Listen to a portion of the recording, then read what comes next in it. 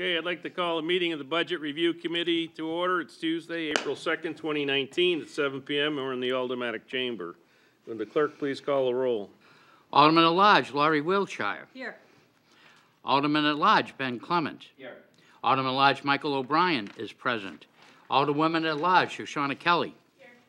Alderman at Large, David Tenza. Present. Alderman Jan Schmidt. Here. And our chair, Richard Dowd. Present. Other members in attendance? We have Alderman Jetty in attendance and Alderman Clay. Okay. All right. The first item on the agenda is public comment. Is there anyone that would like to speak? Please try to keep your comments to the subject matter at hand.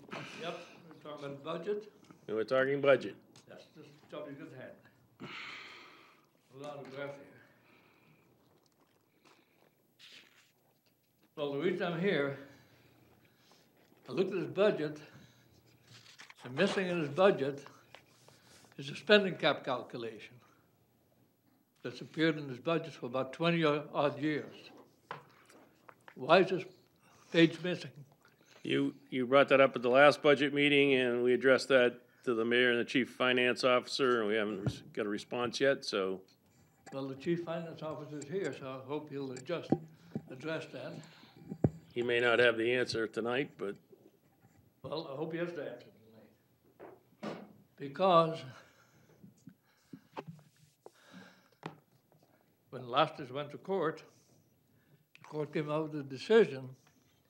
The court said on page 22, footnote number 9, you can smile all you wish, the spending cap is affirmatively not invalidated. That means the spending cap is in force.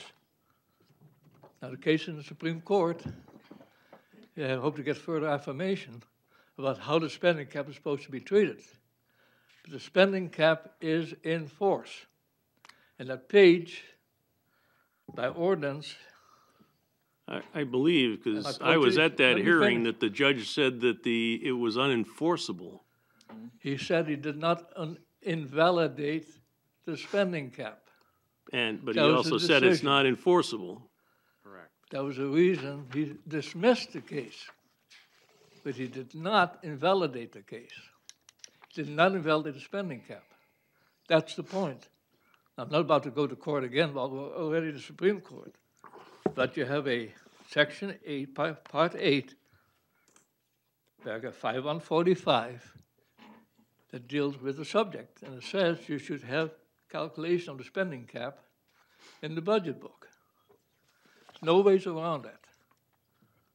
The judge may have called it unenforceable, but he said specifically, footnote 9, I did not invalidate the spending cap. If you're not familiar with that, I suggest to get a copy of the decision. Now, for the record, I said last time I was here, I'm not going to come here every time there's a budget meeting. In fact, I don't expect to be at any more budget meetings until we get the public hearing, which will have a lot of details. I said last time, I didn't have time to compute the spending cap. But I did. I sat down last week. So for the record, I'd like to have these 3 pages introduced as part of the record. If you would just accept this forward, make this part of the budget meetings record. Somebody give them to the clerk, make it part of We the have a record. clerk here.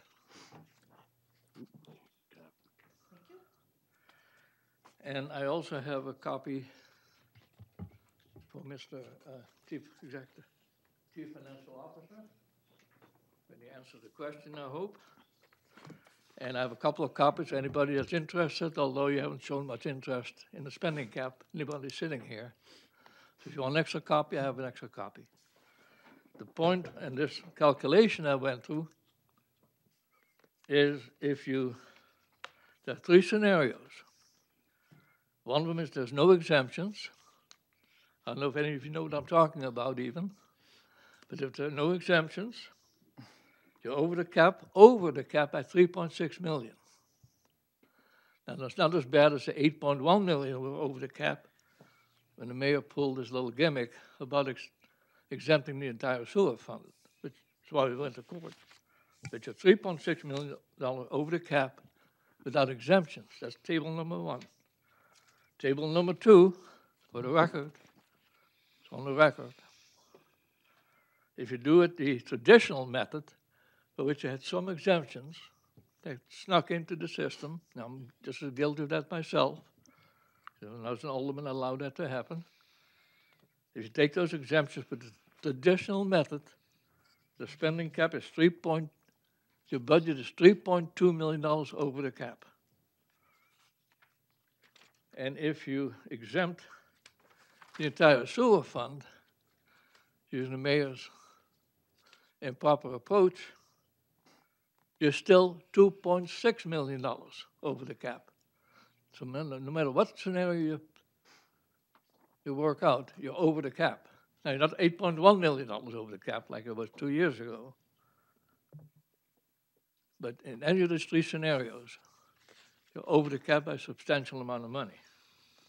I got a spending cap calculation in here because there's been some debate between myself and the CFO on how the spending cap index is calculated. Won't debate that here.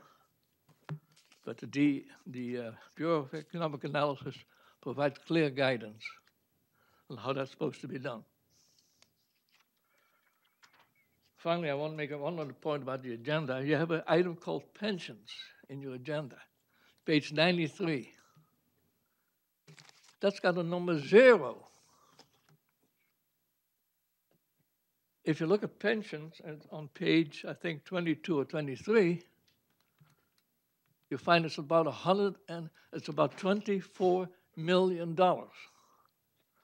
I don't know who makes up your agenda, Mr. Chairman, but you ought to take a close look at how your agenda is put together. You miss an entire third of the section of the budget that you don't review here, which contains, amongst many things, the pension, about $25 million. The page you're reviewing has 0 for pensions. So you ought to do your homework. Thank you. Is there anyone else who would like to provide public comment? Seeing none. Communications? There is none? Unfinished business. There is none. New business resolutions. Yes, we have before us tonight R-19-125, approving the cost items of a sidebar agreement between the National Board of Police Commissioners and the Uniformed Police Officers Local 645 professional employees of the National Police Department regarding special projects. Mr. Chairman, I would like to make a motion to amend R-19-125 with the proposed amendments attached to our agenda. Okay, the motion is to amend R-19-125 with the amendments that were provided to you as part of the agenda. Any discussion? Seeing none, all in favor signify by saying aye. Aye. Opposed? Motion carries. Alderman O'Brien. Thank you, Mr. Chairman. I'd like to make a motion to recommend final passage as amended. Okay, the motion on the floor is to recommend to the full board final passage of R-19-125 as amended. We do have the deputy chief here that can answer any questions. If you'd like to come up and take a seat. Would you just, Thank you, Mr. Chairman. if you would, explain the modified amendment and what the action is for? So the purpose of this, thank you, Mr. Chairman. The purpose of this amendment is for the past 2 years, I guess I'll give you a little bit of the backstory. About 2 years ago, we realized that we were running out of space at the National Police Department to store all of our files. We keep all of our files, all of our case packages. We keep everything forever, and we just don't have the space any longer. So we identified it as a problem, and we researched different mechanisms to solve the problem. The most cost-effective was for us to utilize current employees. And transferring over the cases, it's a 3-part process. We grab the case, we destaple it and organize it. That's step 1. Step 2 is to scan it into a PDF file on a copy machine. And step 3 is to have all the contents of that case verified that it's been accurately transferred over. That's a lengthy process. It's a lengthy three-part process. The last process is required. Only a certain amount of people can do it. People that have CJIS compliance certifications and people that are in the records department or have experience with records to know what goes over it and to validate it. We had several employees leave that were able to do that. And what we were asking, and we've been trying to do through the negotiations in the UFPO contract, which is currently about to be tabled for the time being, we're still negotiating, but we were trying to get the approval to have several employees within that union that are able to archive those, meaning verify that the scanned documents are in fact accurate and certify that they are before they transfer over to final documentation, to have them to be able to do that in an overtime capacity. It is outside, this project is outside of their job description. This is not something they normally do, but it is a problem that we have to deal with. So we're asking that those 4 employees for a special project who are normally salaried employees be allowed to earn compensation at time and a half to be able to continue to get through this project. We have over 1 million files that need to be scanned, and that's just the criminal files. So it's a lengthy process. We are trying to do something with it to give us the space and to make sure those files don't get damaged. Okay, are there any questions? President Wiltshire? Do you have any idea how long that might take? I mean, it's quite a project. Yes, ma'am. Thank you for asking. It took us, we've currently completed 2003, 2004, and we're in 2005. And it took us just over a year to do that 2.5-year process. In addition to all those files, we have narcotics intelligence files that will have to be scanned in. We have personnel files, portions of personnel files that will need to be scanned in. So it's a 10 to 15-year process for this to happen. And we are not asking for any increase in our budget to do this process. We're using the money within our funds to do it. So for example, last year, we had to stop for a 6-week period because we noticed that overtime was rising a little high. Overtime on the street was going a little high. So we suspended the project until we were able to do it. Every chunk matters and every case matters. So it's a lengthy process. It's a long-term process. Thank you. You're welcome. Alderman Tenza? Thank you. Can you, do you have a sense of what the cost is going to be for storage of all those files once it's complete? And are there any best practices or standards for how long you need to keep a file, especially if it's a file that doesn't necessarily go anywhere and isn't a serious felony case? So there's no established best practice way to do it. There are cases that are still open, that are cases that have pending or felony cases that do need to be stored. We keep all of our cases, and we still frequently get requests for old cases, for people to expunge their records, for people to deal with something in their past. It would be more time-consuming to go through each of those cases for the last 30, 40 years and pick and choose which ones to scan it. We choose instead to grab the file, destaple it, scan it, and go. We have everything on file. It's all organized per year. The cost to maintaining it is basically the cost of the servers. And we have a triple backup system to make sure that none of those files do get lost. I will say the physical files, a bunch of them were damaged when a pipe burst in one of the records rooms. So there is weather-related things that could, or industrial things that could happen to destroy the files. So this is a safer mechanism to do it. We're trying to figure out what the outsourcing cost of this project would be, and we had estimates from 2 companies to come in. Unfortunately, we had already started 2003, so we weren't able to get an accurate estimate of that. But it cost us about $19,000 to scan in 2003, and the estimate we got from the outside companies was about $31,000. So it's considerable cost savings. It's time-consuming. It's not fun work, but we're working through it the best way we can. Alderman Clemmons? Thank you. One question. I assume you're digitized moving forward. Is it correct? Correct. So the way we tackled this problem is we figured out a mechanism to 2 things. Number one, we picked a date, which was February 1st of last year. Everything moving forward, we had a new system for, meaning we would purge it. What we could ahead of time, we would keep any of the important court documents that were still open. We would keep them separately, and as the court dispositions came in, we would then scan them in immediately. So we were able to reduce 2018 files by about 2/3, so down to 1/3 of what we normally stored for space. Part 2 of the problem was to work our way backwards to take all the existing files and get those into into record storage. And that was just a matter of grab a stack, destaple them, scan them through, and put them in. Follow up? Yeah, no, I appreciate that because I work at a MIT credit union, and we're actually doing that now. It's a very similar process, and we have a whole vault full of old member files and stuff like that. So it's time consuming to go digital, but I have to say, once you do it, it makes everybody's life easier, and actually the cost benefit it will be tremendous, because rather than if you need to access one of those files once they're digitized, you won't have to go through a process of digging through paper. You'll have it all right there like that. And so in the end, this is really going to save your department some time, which is probably the most valuable thing. For right now, the most valuable is the space. We just Well, completely out true, of space, but but- you're absolutely right. It's quicker. Yep. It's more efficient for everybody. Yep. So I fully support this. Thank you. Alderwoman and Kelly. Thank you. So do you guys have, this might be a big question, I like to ask big questions, it's my thing, a plan in place in terms of digitizing it as you're growing instead of doing paper and then scanning and continually having this problem? Yep. So in October of 2004, we switched to what we call IMC.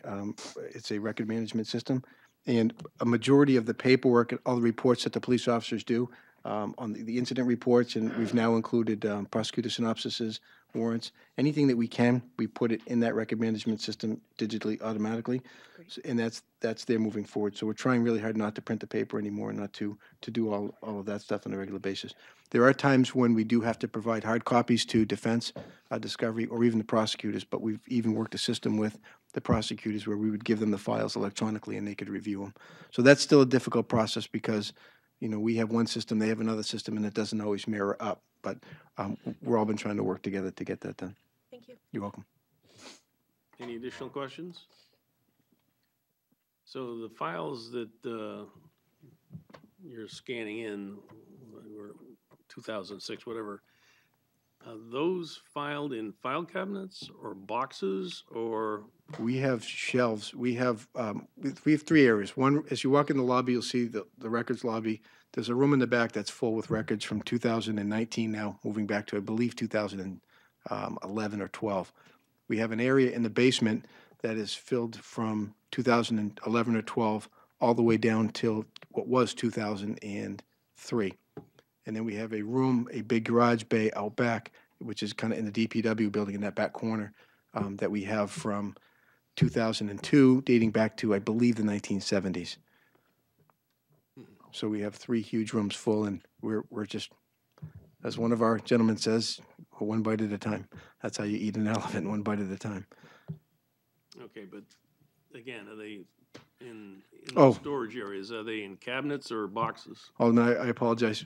They're on shelves. They're in open file folders. We don't keep them in boxes because there's just so many. There wouldn't be enough room if we had to put them all in boxes. So they're on these wide open shelves that they're just in numerical order from 1 to 25, 30,000 per year.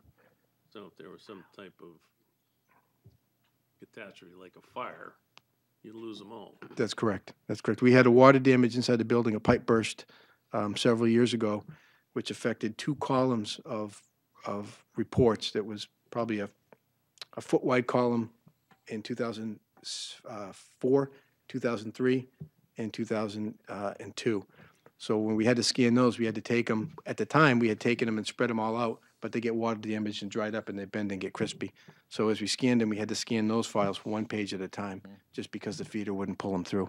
But it's still important to any, and some of the information was damaged, but we put everything in, so if anybody questioned it or wanted to see it, we had access to what it was. Alderman O'Brien. Thank you, Mr. Chairman. And Chief, this is more just like a comment. Some of us did a tour of some of the other city facilities, and particularly in the department where is the sewer pipe exactly, where it is, where it was laid in 1870, and these documents are ill-stored because we are lacking some space, so your work that you bring up, I think, is good, and I think to my other committee members, it's something that we should probably take a very good, hard look at as we move down in the future, because we have a lot of these files that are extremely important, cannot be reduplicated, and once they are lost by just a natural phenomenon such as the broken pipe theory, that it can lead into, where is that pipe in the street in that example, or something like that. So to get this data properly stored, probably in a proper hermetically sealed building and everything that is protected, it does make some sense. And maybe we need to take a peek at that, you know, as we march on in the future. And just a comment, and thank you. Alderman Wiltshire. That, it is a citywide problem, the storage. As Alderman O'Brien said, we did a tour at Public Works, and they have files that really need to be preserved. So I think it's more, not just a police department issue, but it's a citywide issue that I think we really should take a look at. I definitely will support this. Any other questions? Okay, the motion on the floor is to approve the amended version of our 19-125. All in favor signify by saying aye. Aye. Opposed? Motion carries. Thanks, Thank you. Chief.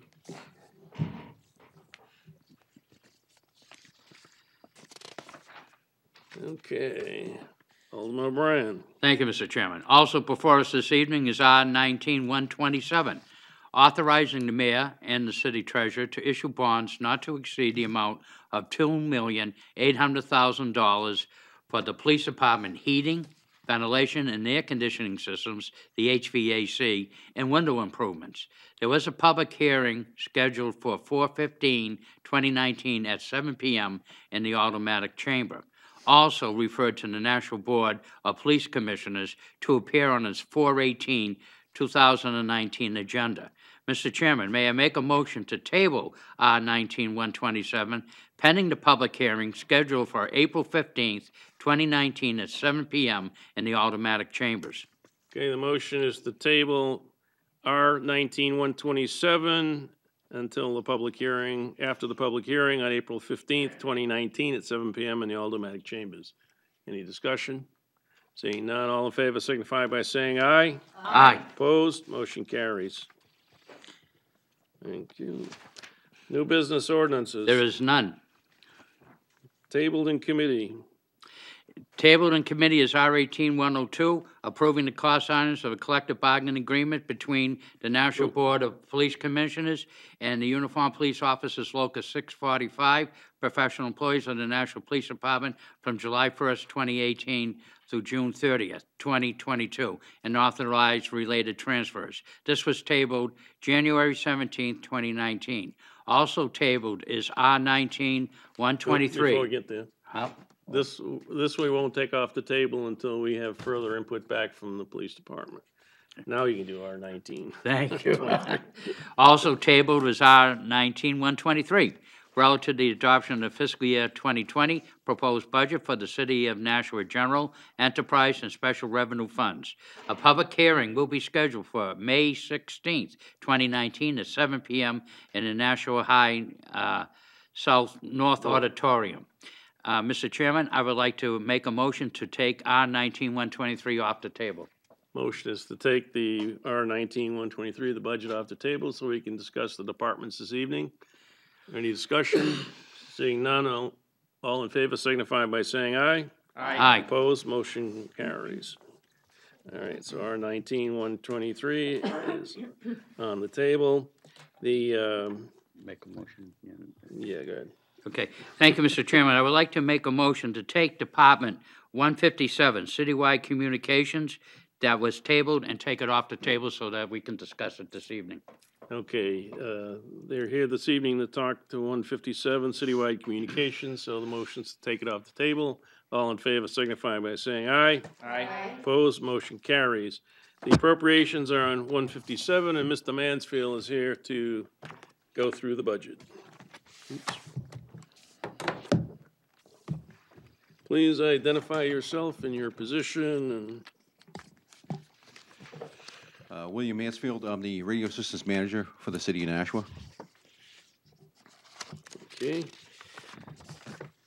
And the appropriations are on page 167. And if you could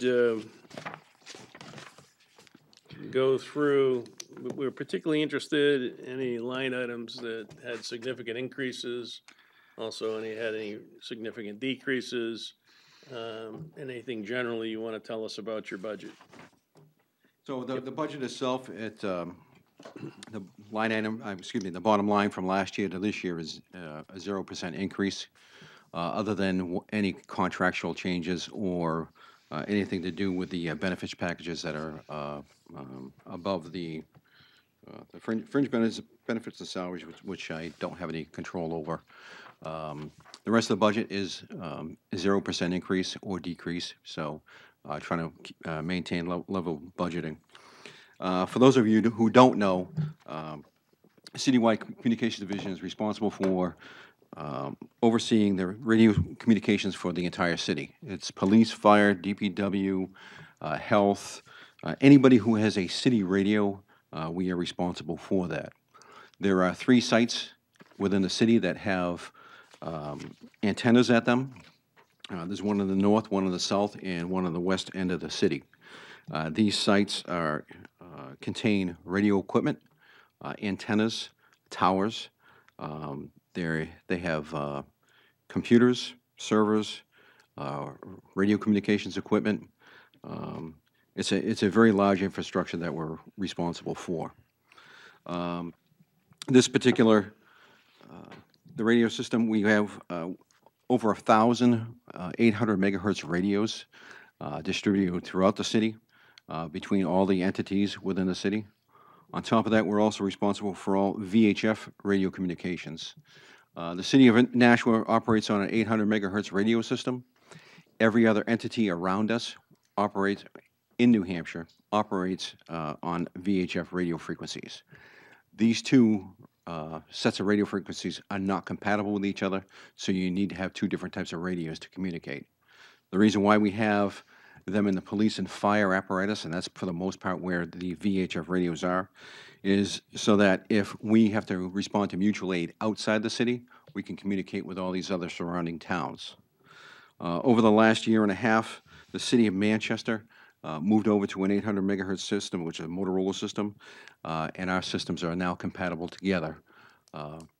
Inside each fire and police radio, the Manchester police and fire radio systems are in our radios, and vice versa. The Manchester Fire and Police has all our channels in their radios as well. So we've been working to get interoperability throughout the state. This is one of the largest things that we've done is with the city of Manchester. The second largest thing we have done is worked with the state police. We've programmed well over 300 of their radios to be compatible with and be able to operate on our radio system, as well as the city of Manchester's. So Manchester and Nashua have been working as a team getting these radios programmed. The reason why we're programming them, and we have to program our 800 megahertz system into it, is there's a security key that each of us has in Nashua and Manchester. That security key prevents anyone from getting into our radio system. The only radios that can get into our radio system is radios that are programmed with that particular security key, and that's the main reason why we're involved with the programming of all the interoperability radios in the state. So we've had a lot of programming going on this year. We're in the process right now of constructing a dispatch center. It's we call it a redundant dispatch center that has been paid for through a grant. This dispatch center is at the Manchester Airport. It contains both the city of Nashua's radio system in it, or it will next week, as well as the city of Manchester's radio equipment and surrounding entities. Purpose for this dispatch center, I'd like to thank the Manchester Airport and the city of Manchester for providing the space for us to build this particular dispatch center. If something major catastrophe happens down here in Nashua, where we lose our dispatch centers, we can actually go up there and dispatch from the location at the airport. And the same thing with Manchester. Also, if we have a joint operation that's going on, we can use that as a central location for an emergency operations center for communications and be able to dispatch from there, such as the incident that we had last week. So this dispatch center should be installed within the next 2 weeks, and it should be functional probably by the middle of May, end of May. So it'd be fully operational. Another project we're working on is we're looking at building a tower up on Kessler Farm Drive. Currently, there's a water tank on top of Kessler Farm Drive that Pennachuck Waterworks has allowed us to hang our antennas off of for almost nearly 20 years. That particular water tank is coming down, so to alleviate us losing communications, we while they take the water tank down and rebuild it, we propose to build a tower, a small tower, just for public safety communications, to allow us to put a secondary set of antennas on the tower, and then unplug one antenna at a time and quickly switch it over to the new tower off the water tank, and then we'll take all the infrastructure off the water tank and put it to the side, and we'd be able to reuse that particular equipment. We're also going through a major upgrade of our radio system this year. This is the first upgrade we had in 3 years. As I stated earlier, we have a lot of computers and servers in this system.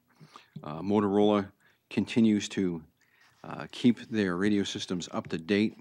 And when they do this, they, like any major company, you have to change servers, upgrade servers. And this particular upgrade is going to be very large because it's replacing most of the computer infrastructure. So,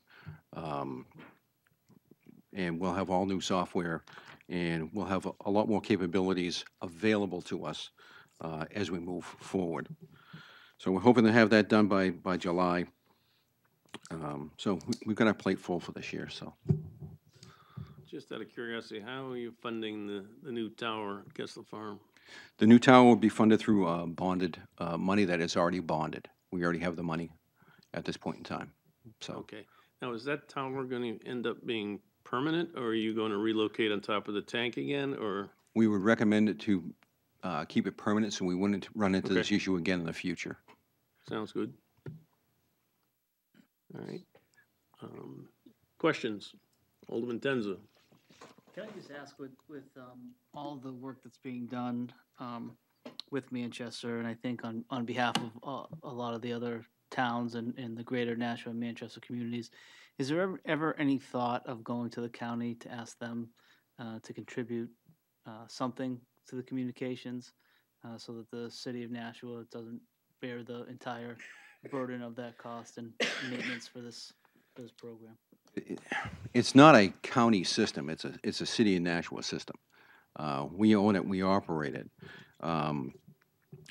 There's never been really any thought of going to the county because they don't even use the system. So a bunch of cities and towns within the county do, but and they would only use it if they were coming here for mutual aid. So again, they would be on our system. So we would, the VHF radios that are in the vehicles, basically when we leave town to go for mutual aid to their towns, we're utilizing their radio system, whatever town it would be. It could be Hollis, could be Merrimack, could be Hudson. So there's really, I don't know how the county would play into this,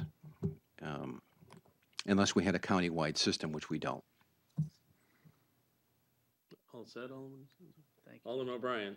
Yeah, if I may just help, I think what the Alderman's referring to, Mr. Mansfield, is like what there used to be Chelmsford in the fire control, where they watched everybody else, and if Nashua had a fire, let's say, they would try to get mutual aid and try to assist. That was in essence one time, but the real key now is the flavor. Since 9/11 and other terrorist things that have happened, has identified the fact that the incident commander can now, with our radio system, talk to police directly, he could talk to the ambulance directly, even the hospitals perhaps, I don't know. But the thing is, the interoperability is the new age now in a way really to handle that, and not so much in the county thing, because you need this information pronto, hands-on in these type of situations, so it works out. Alderman Tenza? I can just follow briefly, and I understand that, and I credit Mr. Mansfield and the city for being part of that and offering mutual aid. It just seems to me that part of all that mutual aid has a cost to taxpayers in the city of Nashua.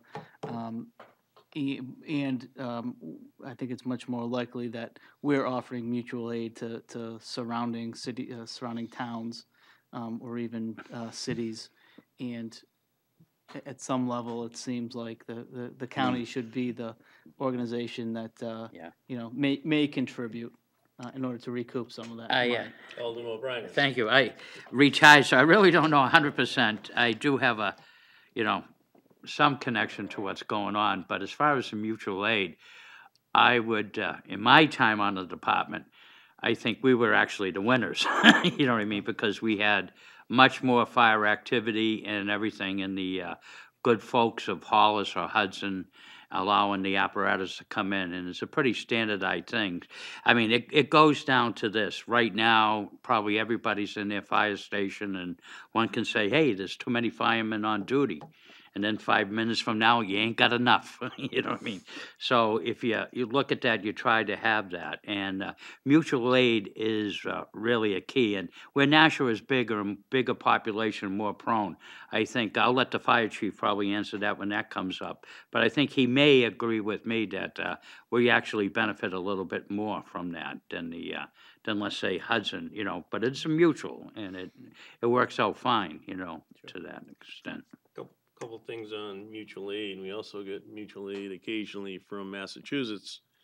A few years ago, during a budget session with the fire department, there was a lot of discussion. A couple aldermen thought we shouldn't be involved in mutual aid with other cities. Right out that window, we saw smoke. There was a huge fire right up the street.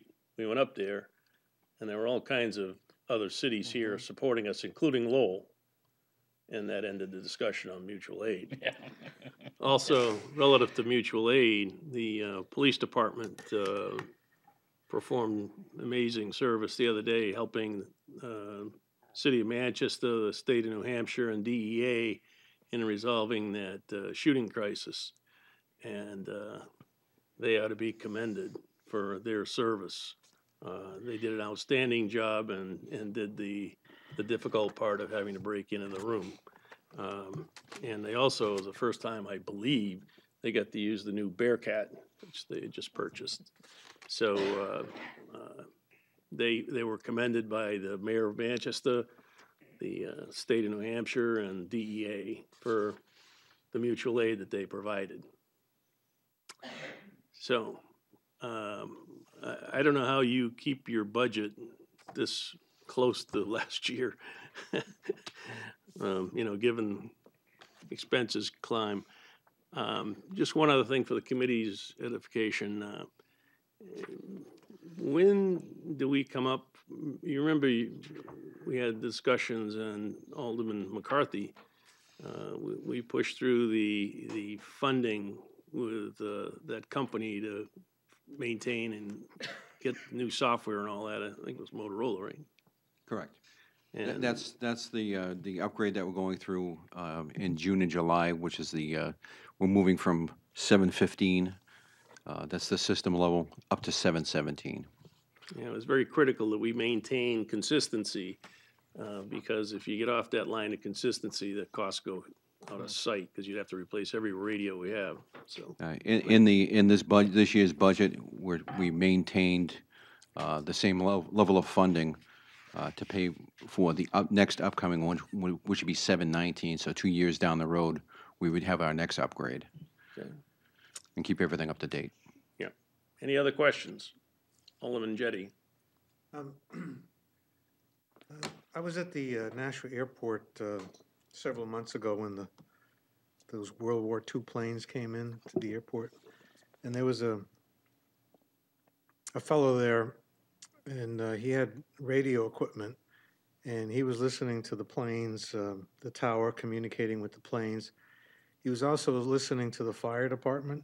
There's a fire station right there, and you know, when they would take off, he would listen to them. And so, when you are people able to listen to all these communications that we have? Yes, so if you have enough money for a scanner, it costs you about $500 to $600 to buy a scanner to be able to monitor our radio communications here within the city. We do have channels that are encrypted so that nobody can hear them. And it's mainly on the law enforcement side. And eventually, I have a feeling parts of it will end up in the fire service within the next few years because of HIPAA rules and regulations. But yeah, it's the airwaves are open to the public to listen to, except for the channels that are encrypted for secrecy of the operations that are going on. So It's much more difficult to transmit on those channels. Just go ahead. Yeah, so when you talked about security, you mean the people can't transmit, they can Correct. listen, but they can't initiate any Correct. conversation on it. Correct. Any other questions? Seeing none, thank you. Mr. Thank you very much for your time.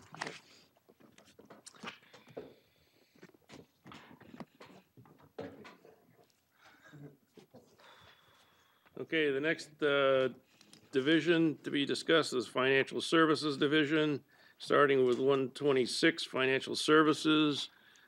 The CEO, please come up. CFO, rather. And the revenue is on page 35, and the appropriations start on page 113.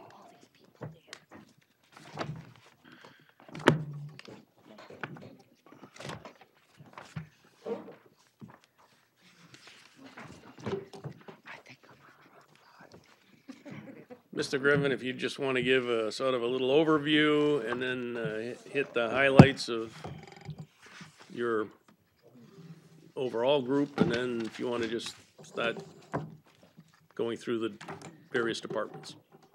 Yeah, thank you for having us. John Griffin, Chief Financial Officer. Mr. Chairman and members of the Board of Aldermen, I will introduce the team. Starting there, President Lori Wilshire is Dan Kuchen, Purchasing Manager. You see him often at Finance Committee meetings. Next to him is Jay Honeywell, the Building Manager, keeping all our buildings in tip-top condition. Person next to Jay, it needs no introduction, but David Fredette, Treasurer Collector. You'll see him again on the 15th. Next to me is Rose Evans. She's the Senior Manager of Accounting and Financial Reporting, and as the mayor indicated last night, he's very proud. We're very proud of the CAFA that we put together and also the budget materials. To my right is Jen Deshay, Risk Manager, and I think that's about it. As far as the team here, we've got a few other members that are part of the team. Janet Graziano, who you saw a few weeks ago with Public Health and Community Services. She'll be back again with Community Development. Carolyn O'Connor, who's another Manager of Admin and Financial Affairs over at the Department of Public Works, and you'll see her. And so we're at a very high level. I'm actually blessed with the team we have. I might be missing some of the team members shortly, but in any event, since 2010, I've had the pleasure to work with most of these folks. And what's really gratifying is our ability to keep our AAA rating with Standard & Poor's and Fitch, which, as you know, with the amount of bonding that we do in the city, it's very helpful with debt service, and Treasurer Fredette will go over that. The CAFR is an award-winning CAFR by the Government Financial Officers Association, in large measure by Miss Evans, and that's duly noted in the community as well, in the financial community. And Miss Evans just completed what's called a single audit for a lot of grants activities, both federal and state. And I know we're very aggressive and we want to have as many grants as possible, but there is a lot of work that takes place, not only on part of the accounting staff, but all the members of the grant management process. So that's a little bit of a high level. With regard to the only public speaker here, I just wanted to kind of set the table for the spending cap calculation. You read my mind. I was gonna ask you the question. Perfect. In consultation with the Corporation Counsel, his advice and guidance was that that particular page was not needed in this particular filing, and that's why it's not included. So that, we rely heavily on the Corporation Counsel, as we all know, and that was his advice and guidance. Okay, thank you. So with that, the team knows who's going to be responding to the financial services Okay, so the first, items. Thank you. I guess the 126 is the overall that you just addressed, but who's going to address the revenues and the appropriations on financial services? Page That's me. 35 for revenues? That's me, Mr. Chair. Uh-huh. Treasurer Fedett. Yes, Dave Fredette, Treasurer Tax Collector. Start on, even though the revenue says 35, it's actually page 33 and 35. Page 33 is what they call other general government. The majority of that is made up by the cable TV franchisees. So you see that right there. And as you know, the city has a contract with Comcast, and we get a percentage of revenue from them each year. And the miscellaneous ones, I think, kind of speak for themselves, but the income from leased land is the Y. YMCA is on city land, if you may not, I don't know if you know that, but they pay into some rent to us. The others kind of 25 Crown Street, 14 Court Street, and a few miscellaneous other items. So that makes up the revenue on page 33. Page 35 is the bulk of the revenue for not only for the division, but for the city, really. We have our tax revenue, our motor vehicle, monies that we get from the state, meals and rooms tax, railroad tax, and of course, interest income, money we earn on investments of the city. As I've said in the last few years, the revenue in the city is in very good shape. It continually increases every year. Unlike it was in 2007, 8, 9, 10, and 11. We've had a great 5, 6 years in all aspects of revenue. And we are seeing a very good year this year again. Okay, can you take questions now on the revenue? Yes, sir. Does anyone have any questions on the revenue page? Alderwoman Kelly. Thank you. So this is for my own education. 4112-221, the first line says payment in lieu of taxes, and it also says pilot. Can you explain what that is? The pilot is with Dartmouth Hitchcock, and that's something that's the assessment department works out with that institution. I believe it's a signed contract between the city and them. There are some groups in the city that don't pay any taxes, and so they sometimes try to work out these pilots with them so we get some kind of revenue to help run the city. Okay, thank you. Alderman Cleen. I have a question about the meals and rooms tax. Is that part of like a revenue sharing? Is that how that works? Or is it directly from the amount of per room within the city of Nashua? Well, if you ever looked at the formula the state uses, and if you can explain it to me, please do so. So it is a formula from the state, which Because is probably like a revenue share. like all their formulas, no one can figure them out. But it's some kind of percentage formula that we get, every community gets a portion of that. Okay, so it must be My revenue guess is sharing. they get a lot more out of our rooms and meals than we get back from them. That's what I was But figuring. anyways, they, in the fall of each year, they know the exact number we're gonna get. So we adjust that up in the fall. When we do our tax rate in the fall, there are certain numbers that the state absolutely knows what we're gonna get, and so we have to make sure they match when we do our tax rate. And that's one of them. That has been growing for the last few years. It was, prior to that, it was frozen for a while. So, Okay, thank you. Yep. All set. Alderman Cleen. Alderman O'Brien. Yes, seems to be a discussion of this board, but on the leased parking spaces, okay, is revenue under your budget. And where does that money go to? that we collect for the leased parking? Does it go into the general fund? The lease parking is actually in the parking department, not under the financial services, but the majority of the revenue does go to general revenue fund, but after a certain portion, amount of that goes, well, I'm not sure if it's from lease parking or just meters, but a portion of some of that parking fees goes to the downtown group, which the Board of Aldermen is involved in each year. Okay. But I believe they bring in at least 750,000 plus a year in parking fees. That includes lease parking, meters, the pay stations, that kind of thing. But that's in the parking department. I don't know what page that is on right now. Oh, it is? Oh, yes, parking operations, yes. 34, thank you. So when Director Cummins comes, he might be able to talk a little bit more about that in detail. Okay. Other questions? Alderman Jettie. I don't know if this is the right time, but you said that the tax cap calculation was not included because the city attorney told you that it wasn't necessary, but have you done the tax cap calculation? Yes. But I don't have the information with me. And I would say that the three analyses that Mr. T-Boone provided, I haven't had a chance to validate the accuracy, but definitely a lot of information there for me to look at. I will talk to the Corporation Counsel and see if he has any concerns about the fact that it's in a court case and doesn't want to discuss it in too much detail because it's in the court. But I'll find out from him. Maybe that's not true. It's arithmetic, isn't it? I mean, it's. It is until I'll let him figure that out. I'm not an attorney. I know you are, but. I have another question. Yes, Alderman Jettie. On the cable TV franchise fee, 42576. Yes.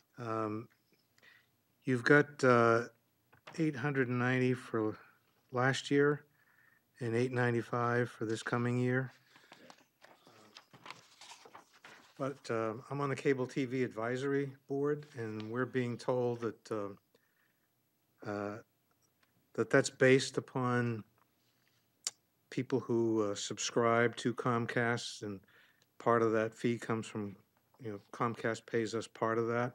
Right. And that we're being told that a lot of people are cutting the cords, so to speak, so they're not, they're getting their internet use, which is not part of this, but the cable TV part, they're stopping, and so they're not paying Comcast anything.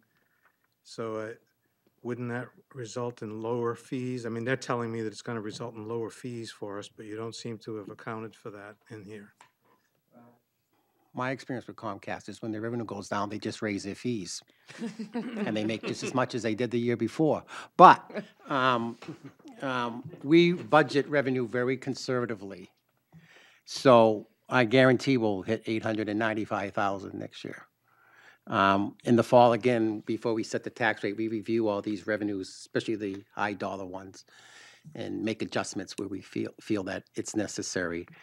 But we'll definitely do that number for sure. Absolutely. And seriously, I mean, I don't think their revenue is going down. They may have less customers, but as they charge more to the rest of the customers, their revenue is staying pretty steady. And we get a percentage of the revenue. Okay, thank you. Other questions for revenue? Alderman Clements. Briefly, when does that contract go through with Comcast? I don't know. I just remember that they're very long-term contracts, like 10 years or so. I don't know when this one expires. Okay. I'm not involved in it, but maybe Alderman Jettie knows where he's on the cable advisory. I know. Alderman Jettie? I don't know exactly, but I know it's not due to terminate anytime soon. It's got several years to run.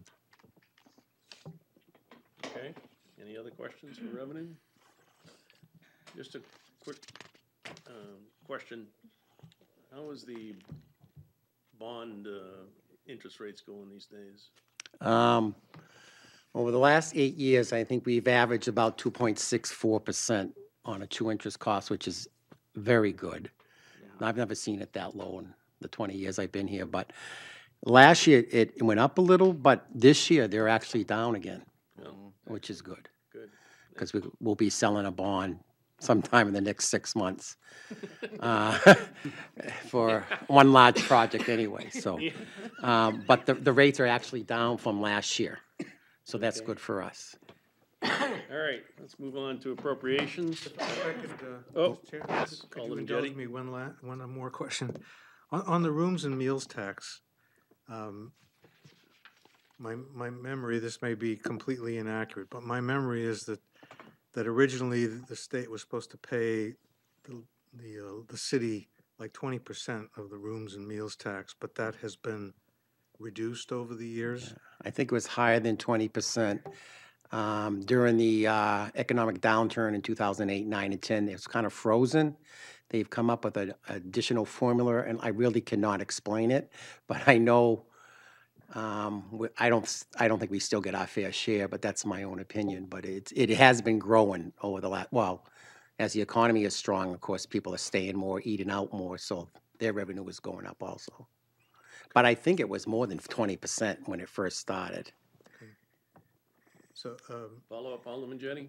so even though the amount that the state was supposed to pay us has gone down, we are still getting, I mean, it's, you're estimating $4.5 million from the rooms and meals, so I was kind of under the impression that we weren't getting much from the rooms and meals tax, but it looks like we're getting quite a bit.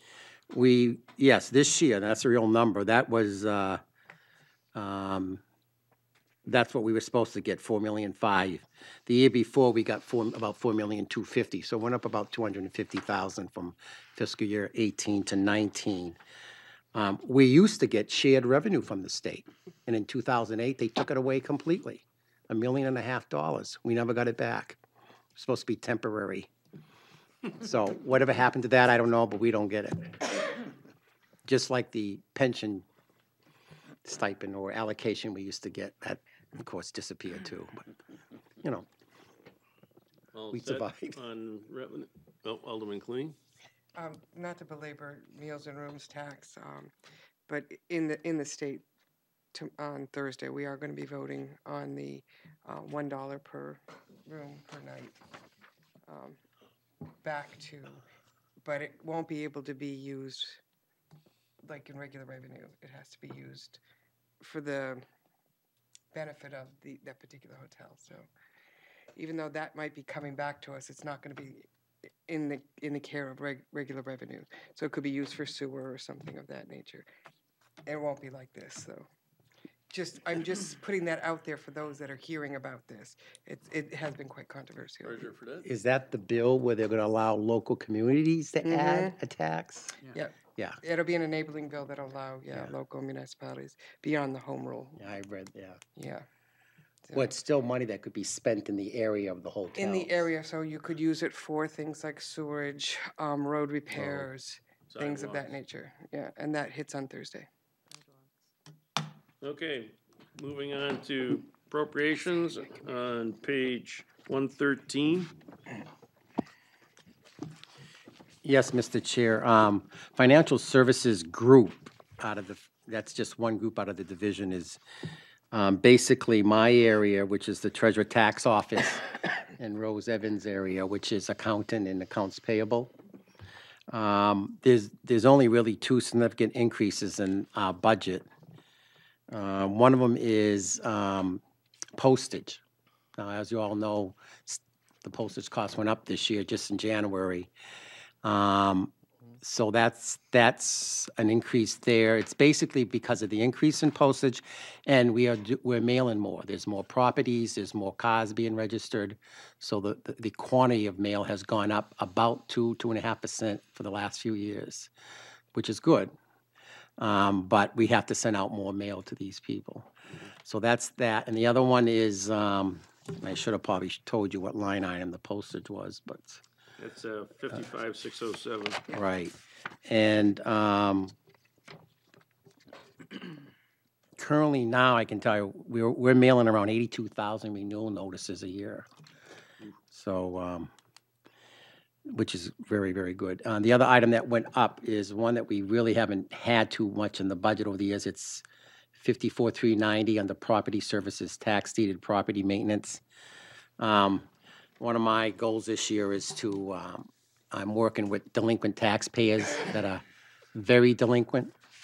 And they're going to have to either pay up their delinquency or we're going to be deeding some of the properties. We've been working with some of these people for years and not too successful. So when that happens, the infrastructure committee will be involved with that because I have to go in front of them prior to any kind of deeding. I think you've given reports in the past Yes. on all the properties. Right.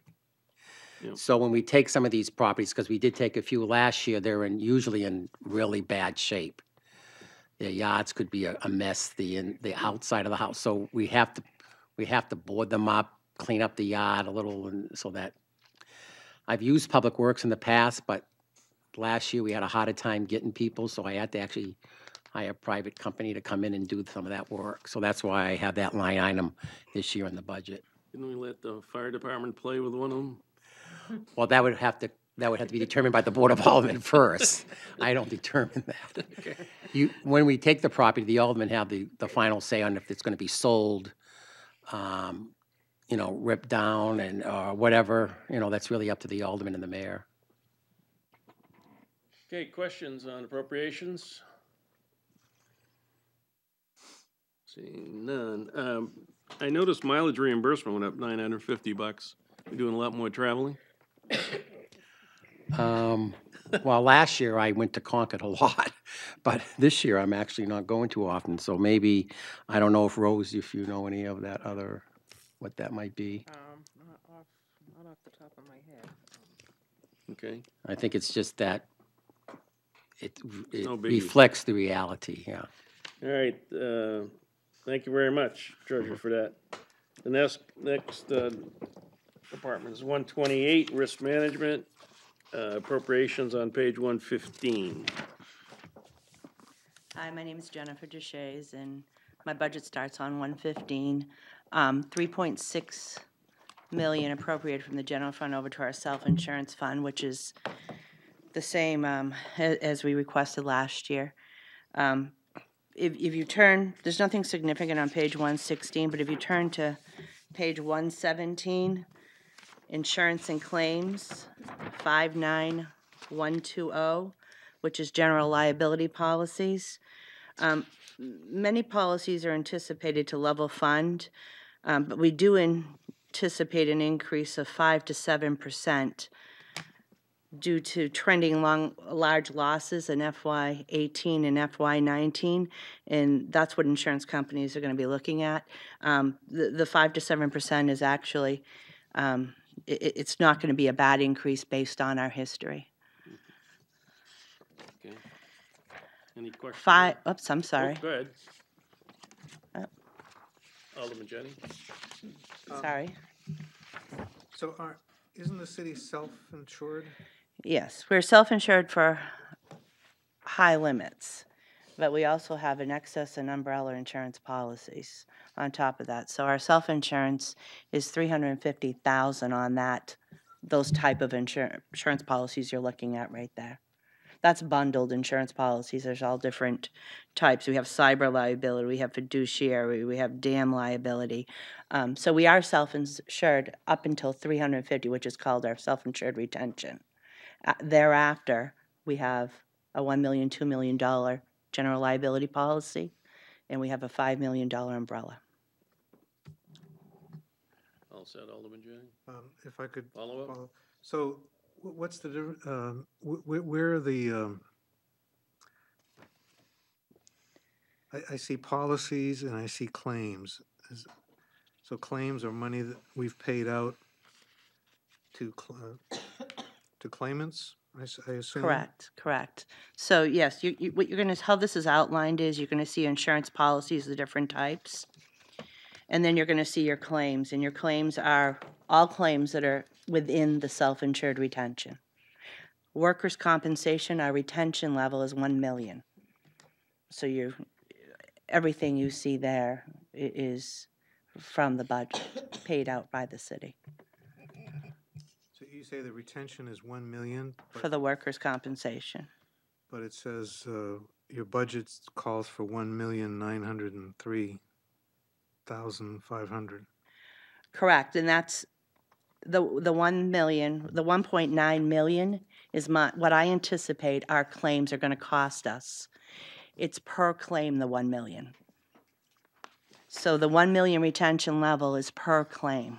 Oh, okay. All set, Alderman Jennings? Yes, thank you. Alderman O'Brien?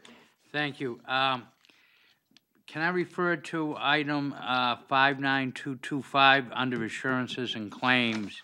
And I see that in 2019, we appropriated 110,000, and then see the actual, what we have done. That's because of the, some of the cases that we did have before us, is that correct? Correct. So that line item would reflect what we had done. It in the is past. reflecting that, and Yeah. we were reimbursed that Yeah. from the insurance company, but it's still going to reflect a payout. Okay. Any other questions? Alderman Clements? Yes. My question's actually on, under revenues. What is interest income? I see that it went up by 40 grand.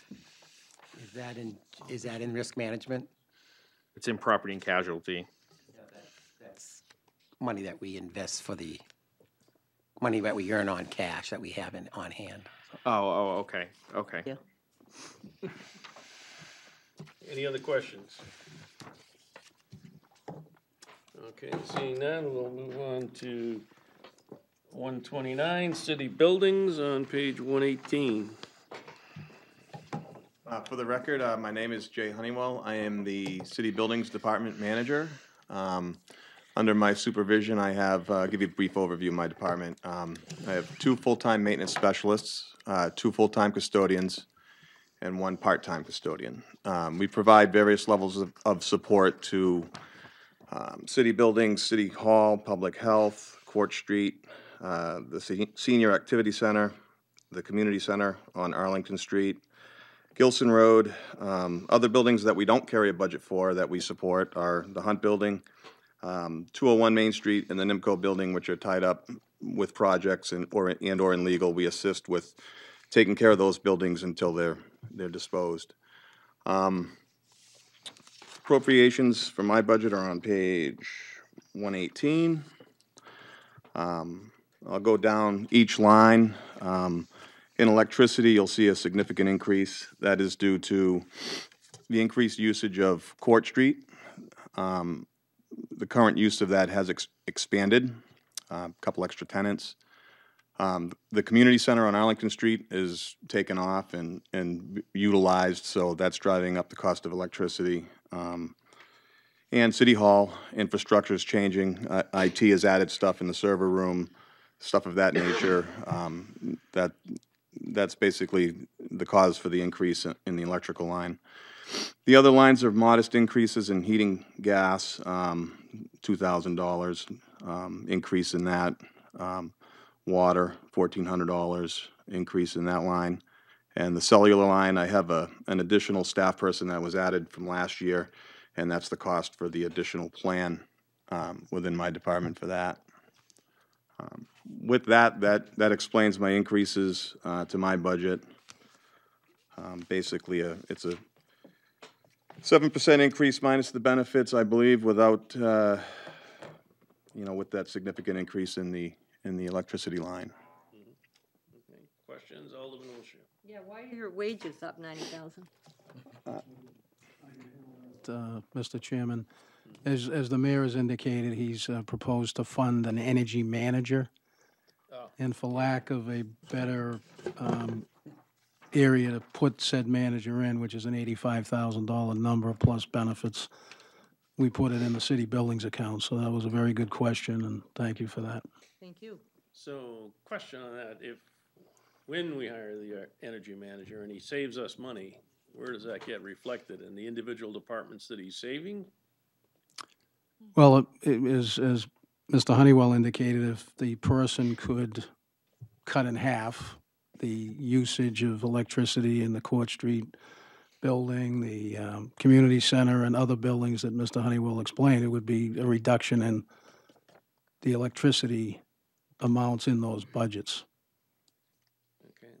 And just by way of background, when we went to third-party providers taking advantage of deregulation in both the gas and electric industries, those savings inured right to the departments in which they carried that. So especially in the school department, we've saved significant money, as Mr. Donovan and Mr. Smith would tell you over time. The hope with the energy manager is they can go beyond what Mr. Kuchen, myself, Mr. Honeywell, buying commodities. We use a third party and just try to reap the savings. I think the energy manager, with given the significant interest in reducing fossil fuels and the carbon footprint, we want to drill even further into possible savings. When we hire the energy manager, it might be advantageous to have him get involved in the school construction that we're dealing with right now, because life cycle cost and energy savings on that building would be significant, and particularly if we do solar. So.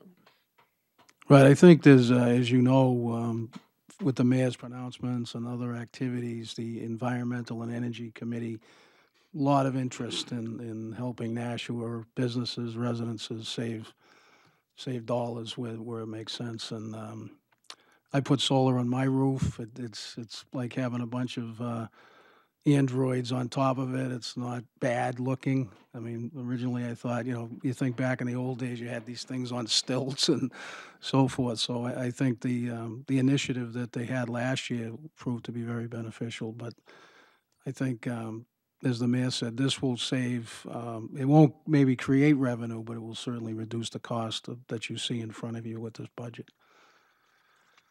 It'd be great if we could do revenue, but yeah, savings is the key. Right, exactly. Okay, any questions? Alderman O'Brien, then Alderman Jennings. Just to that vein, and Alderman Clee could probably verify as well, too, I think there is a pending bill for municipalities to increase the net metering. So, particularly us that we own 2 dams, and, that could generate some additional funding. So I hope it flies. We'll see. Fingers crossed that it doesn't get vetoed. Mm-hmm. So if it were to pass, would that result in any increase in revenues in the 2020 budget, citywide? I would think so. I'm just not sure how the sharing is going to come down, though, right?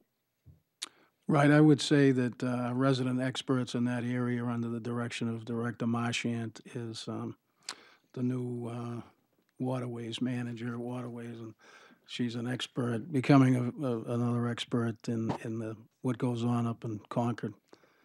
But you'll learn that there's a 1 megawatt limit, which is Jackson Mills, and then over at the Mine Falls, it's that's a 3 megawatt. That doesn't qualify for some of these programs, but hopefully if it goes up to 5, it will qualify. And then we have choices that we can make.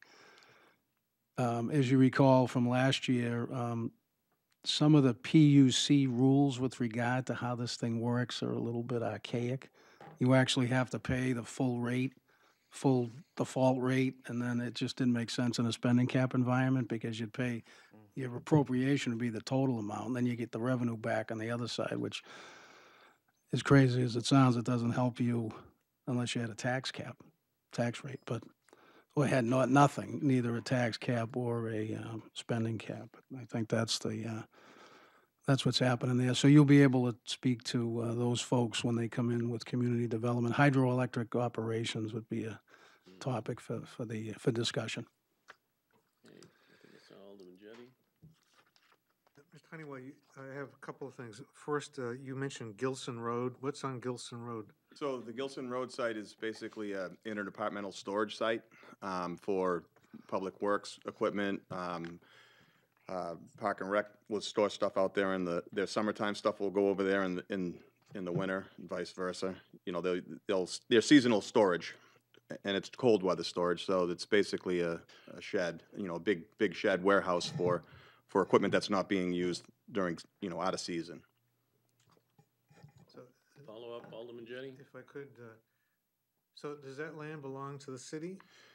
There is a parcel that fronts Gilson Road that does belong to the city, and then there's the contaminated waste site out back that does belong to the state, and they have an easement to that space. And they still have monitoring station out there, and they're out there in the summer testing the air. Okay. And Follow up? my second question was regarding Court Street. You said that the electricity and the utility use has gone up because we have a couple of tenants. Are the rent that the tenants paid, is that, does that cover the cost that they're costing? I'm not aware of how that's handled. That would be in the lease agreement that's managed by the Office of Economic Development. So I don't see that. So if there is any money recouped on that, it's not sub-metered. We don't have sub-meters for the tenants over there. So I don't know how they're charging the tenants for electrical use. We can address that when Director Cummings comes in. Okay, thank you. Alderman O'Brien? Yeah, to follow up what Mr. Honeywell has said, you missed a golden opportunity of the history of the Gilson Road. Alderman Jettie, I know you perhaps maybe grew up in the city, but it was the former Sylvester wasteland. And what Mr. Sylvester did was accept product and dump it down the proverbial drain in his garage, and became the first, and I think unfortunately the only one, but was the first one that the Superfund site came in and collected. So it's a little bit of history for what it was worth, but it took years and upon years to correct the contamination in there, and I think compliment, and now we're at the end of this, where the federal government's turned over the building to the state and to the municipality, because it's not really needed anymore for the true reclamation. It's partially, has gone down from what the original work, but it was quite famous. Even people in California knew of it, so it was history for Nashua, unfortunately. All set? Any additional questions for this department? No? Thank you. The next is Department 130, Purchasing Department. Revenues on page 37, appropriations on page 120. Purchasing Manager. I only have 7 lines that changed it all from the prior year. First of all, we have 3 full-time employees, 1 part-time employee. We have 1 revenue line, and that revenue line is our ability to do an interdepartmental transfer when we have grants that we do. For instance, for the health department, we've done copying and printing for them, so that's where we get the revenue. The other 6 lines, postage meter rental went up 500. We're going to get new postage meters in the copy and print room around July 1st. Dues and memberships went down 1,500. We had a program we tested last year to help us with some sourcing. We've recovered an equal amount from what we had spent, but in my opinion, it's not really, we're not getting that much opportunity to do that, so we're not going to renew that for the 2nd year.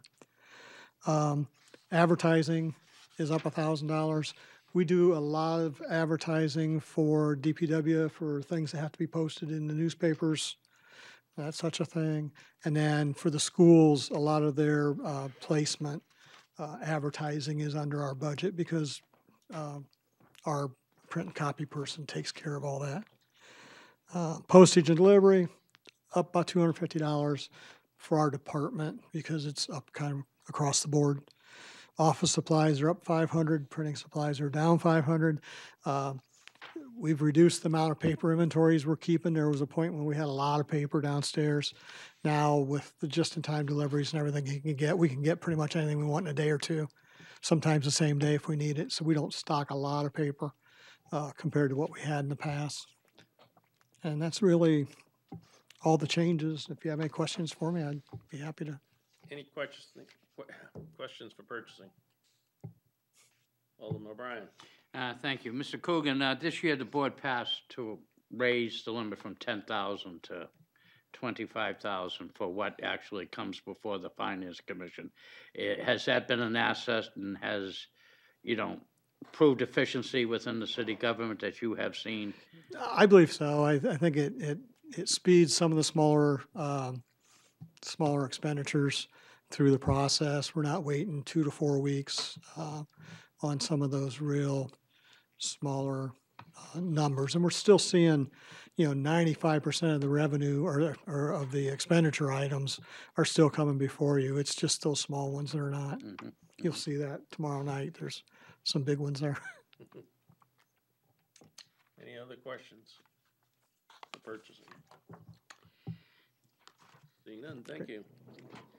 The next department is assessing, Department 132, revenue on page 38, and appropriations on page 122. Well, Mr. Chairman, I'll handle the assessing, Department 132, page 38, modest fees on photocopies. $1,000 original budget for 2019, carried over is in the mayor's proposed budget.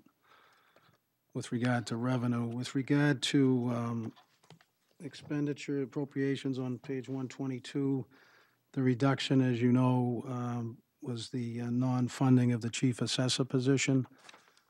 Following that meeting last night, the mayor indicated that, it might be a budgetary decision to, as we go forward, but because we have other salaries and wages in that, you don't need to put $1 in that line. I know Alderman Karen thought you do that, you put $1 in a line if you don't have any expenses. In this case, we do. So, and if you look back on page 111, that's the staffing for the assessing department, and you'll see that the chief assessor has no funding.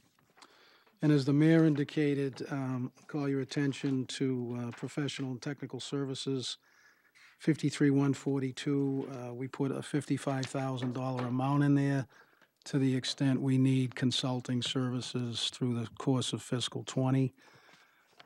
With respect to KRT, who did the revaluation, they're finishing up their contract with us. They haven't been retained as yet going forward. What they're finishing up with is a probably 3.5-inch ring binder submittal to the Department of Revenue Administration, which was called the USPAP, which is a fancy acronym for all of the work they did on the reval. They submit that to the DRA and they approve it. So they've worked on that. I got a text from Mr. Tozier today, and he expects that the DRA is in the process of finalizing that. As part of their contract, we had 5 days of services for them to help in what's called defensive values, which would include abatements and so forth. So they've been retained. As they wind down that contract, they'll end up finalizing, helping us out on a few abatements and defensive values. There was some slight decreases, dues and memberships, and I think that was actually an error, but to the extent there's dues and memberships next year that equal this year, we can transfer money from a line down to that line. But if anybody has any questions on assessing, I'd be more than happy to respond. Alderwoman Kelly. Thank you. So when I was looking at the consulting services line, it doesn't reflect what we did actually hire them for assessing this year. Does that not come under this department? That's a great question. As you recall, last year, when the mayor presented to the full Board of Aldermen, we needed funding that we were going to take from the SURF account, Capital Equipment Reserve Fund, that has specific language to allow for revals or full measure and list type of activity. So the dollars that were spent wouldn't show up in this particular operating budget. It would be included in the spend from the SURF account. If I could follow up. Follow up, Alderwoman Kelly? Thank you. And you may have said it, and I may have missed it, but is this $55,000 that's there accounting for the full measure and list that the mayor has been discussing? I wish it was, but the full measure and list is somewhere, but if we do it over the mayor's suggested approach, which is a 3-year full measure and list, starting at some point It's between, budgetary numbers between $1.2 million and $1.5 million. Essentially, what it would include is as the mayor indicated last night as well, is the internal staff wouldn't be able to work on that. So what they do, the winning bidder would have a supervisor and several data collectors that would go to each and every home, business, et cetera, parcel, and collect the data. And I know, my personal opinion, I know people are kind of concerned about not being able to get into houses, but we've got 29,000 record cards, some of which haven't been seen since 1991. So with all the ebbs and flows of, building permits and people moving, people doing things, I think that's kind of an additional benefit that several towns, such as Manchester, have done. They did a full measurement list several years ago, but not 29 years ago. So that's a number that's expensive, but it can be financed over a 3-year period. And then, as the mayor said, culminating in a reval. You wouldn't want to do all that work and then not do a reval, because that's the only way you can change the tables that he mentioned inside the camera system to get the values set. So a lot of different cities and towns have done that. And that's why if you look at that sheet that we passed out when we had the updates, they weren't all 5 years apart. Some were sooner than others, some were longer than others, but that's kind of the objective at this point. Could I follow up one more Follow time? up, Sorry. Alderman Kelly. Just want to make sure I'm clear. So is that not accounted for anywhere technically, the full measure unless that's being recommended? Is that not in the budget at all? So that's not in the budget. I think if we can get some favorable terms to only spend 1/3 of it over several years, then we could possibly use SURF again. In addition, it's a bondable item. I think the effort that was done back in 1991, 92 was bonded. So we have options, but it's not in this budget as far as an operating cost. Thank you. You're welcome. That's it. Alderman O'Brien? Well, I was going to discuss, some allegations have been made that the assessing department was subjective. Whether it is or not is somebody's opinion. But however, we are using the admin system, which probably should be in the Smithsonian, but it is not. And unfortunately, it's an integral part that is used within the city. And what I don't see in the assessing budget to help them along as we go further would be, to get into some form of canned or start looking for a computer program that would entice, that would give us a defendable position. So when somebody comes in with their discussions on this, that we can refer to the computer program. So where are we with that? Is it in the budget? Is it going to come out of, IT's budget or something like that as we look in the future to upgrade the computer system? It's Alderman O'Brien. It's not in the budget right now. Neither is it in a capital. We'll talk about that a little bit later. The approach we've taken is Ms. Kleiner and I have presented some information that we've done over the last several weeks of meeting with vendors. We've met with Patriot Properties, which is the creator and support company for AssessPro. We could recommend at some point moving from AssessPro 4.0 to AssessPro 5.0. That, as you can imagine, AssessPro 4 was built in 2000. We're almost 20 years later. I know I didn't have the phone I have.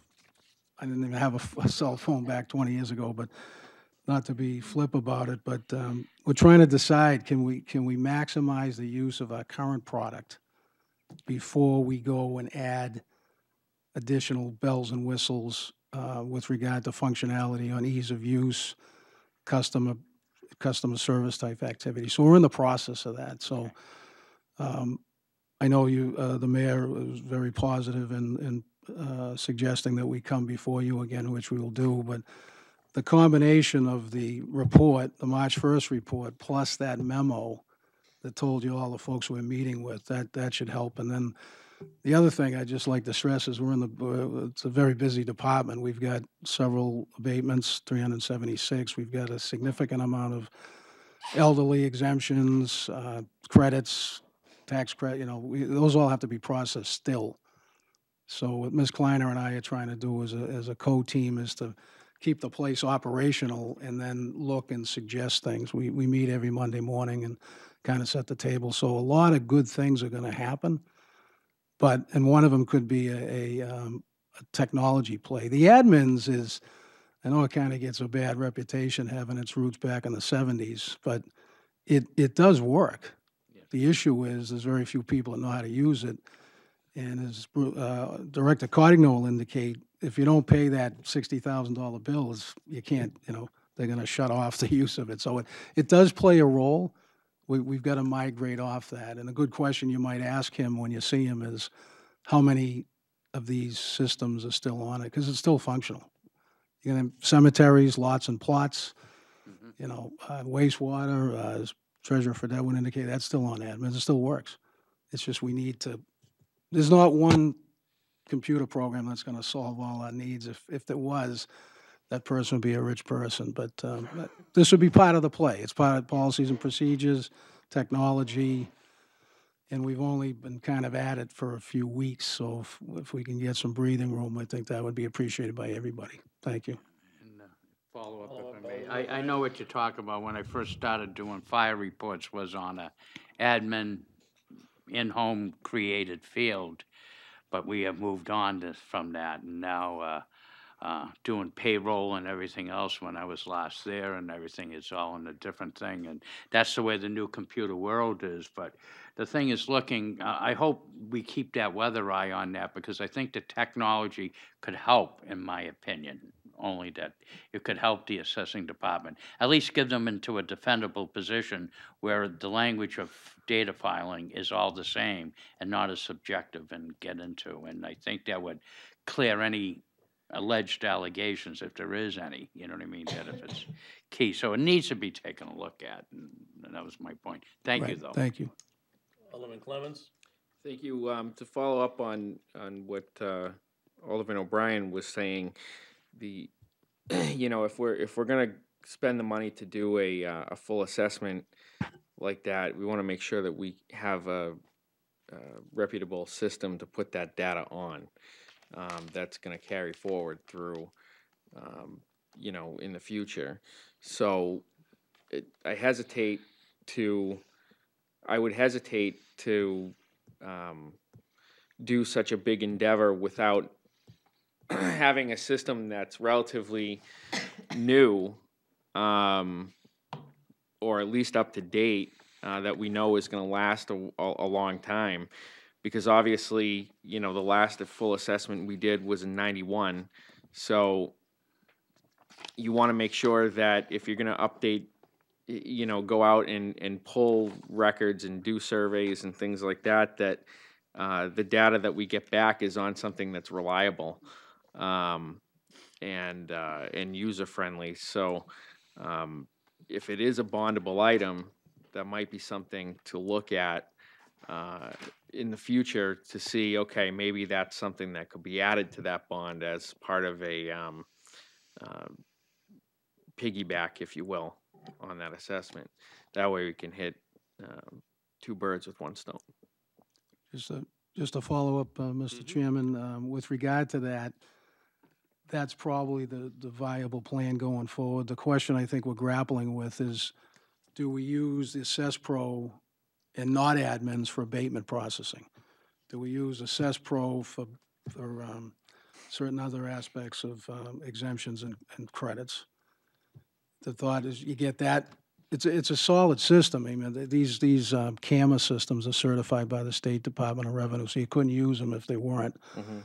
Of the installed base of Assess Pro Patriot Properties, only 40 are at version 5. They have about 150 clients, some large ones that are on version 4.0. It's more on the if you've seen the development of technology over time, it's easy on the eye. It's better on the eye. But when we had the demo a few weeks ago, it was mind-boggling the amount of selections you can use. I mean, I couldn't even see it with my glasses on. But we have a staff that knows how to use the system. It's just we were relying on admins more exclusively than Assess Pro. But to your point, if it's a 3-year period, put the data in. It's a quick migration because all the fields are the same. It wouldn't be a heavy lift to include not only the purchase of the software, but the implementation, which we've done successfully with other projects that I've been associated with. Thank you. We anticipate the new city service director is going to have any experience with this software coming in, or is this something they're going to have to learn as well? I would say that it's a unique talent or skill, I guess, to come in with knowledge of Assess Pro or Vision or anything like that. I don't know who's going to be interested, but it would be rather unique. And as the mayor was saying last night, he'd rather have some solid management at the front end first, and then deal with the needs through an outsourced solution, which we've positioned here. I've been part of those discussions with KRT, and I'm sure others are interested. You get a lot of horsepower with $1,000 a day or $800 a day than a full-time employee, where you're not sure their capability. So there's KRT and there's others that do this for a living. So that's where we want to try to leverage the dollars as well. Thank you. Thank you. I just wanted to kind of put my 2 cents in. When we're doing this, I really think it's key and important, and I know it's been brought up to death, but that what the homeowner can see, or the citizen, however you want to look at it, can see on their end should mirror exactly what we have on our end, if that's at all possible. And the reason I say that is because I believe homeowners, especially now, we're getting more and more savvy. I think they'll look at it and they may look and say, this is wrong, perhaps it's, and so on. They're not going to tell us if we miss something, but they will tell us if we have something that doesn't belong there. So I think it's really important for them to be able to look at it. And the other end of it is, one neighbor will squeal on another neighbor if theirs goes up. So it helps, I think, and it reduces the traffic within your office also, of people wanting to see different things. So I think it's really key and important that the homeowner can pull up their information and basically see the same thing. Right now, we know that there's some contradiction, or that you can't pull down the field to see all of the information in there. So I really think that's key. So thank you. Right, I'm hopeful, Mr. Chairman, that the new version, once we go to it, will have the capability of taking that property card, 2 pages of just jam-packed information, and kind of demystifying it. I mean, it's hard to read, and I've been looking at a bunch of them. And then the use PAP, that, it's 2-volume, 700 pages, it's a lot of information, but it's basically required by the DRA to approve the reval that we did. So I think there's a lot of good things. You were exposed a couple of weeks ago to the residential piece, and Ms. Kleiner and I were able to use that land value chart, which not all square footage, as we know in the city, is the same value. So that helps. You can't just simply divide your building value, your land value, by the square footage and come out with a number that's reasonable. I mean, it's accurate. It's just buildable lot is going to be a lot more on a per square foot basis, a lot more than a buildable lot with some trees and swampland and things like that behind it. So I think that's been helpful as well. So the more we can get information out there and demystify things, I think we'd be better off. Any other questions on assessing? Alderman Jettie? So you've talked about how busy the department has become because of the abatements that you're trying to process, and you've got a deadline to meet there. And we're talking about this full list and measure. I don't know if that's anticipated to begin during this next fiscal year or not, but and you had 9 people working there, and now you've only got 8. Are you going to be able to do the job? Well, with regard to the full measure and list, that would have to be an outsourced solution. So I know, but okay. Even though it's outsourced, I would anticipate that they would, be involving the staff people with questions and needing assistance and help, which takes away from whatever else they're doing. he Right. would know better than I, but, There's, you know, in my research, there's a pretty thoughtful assessing calendar out there. I think that was one of the first things we shared with folks that were interested.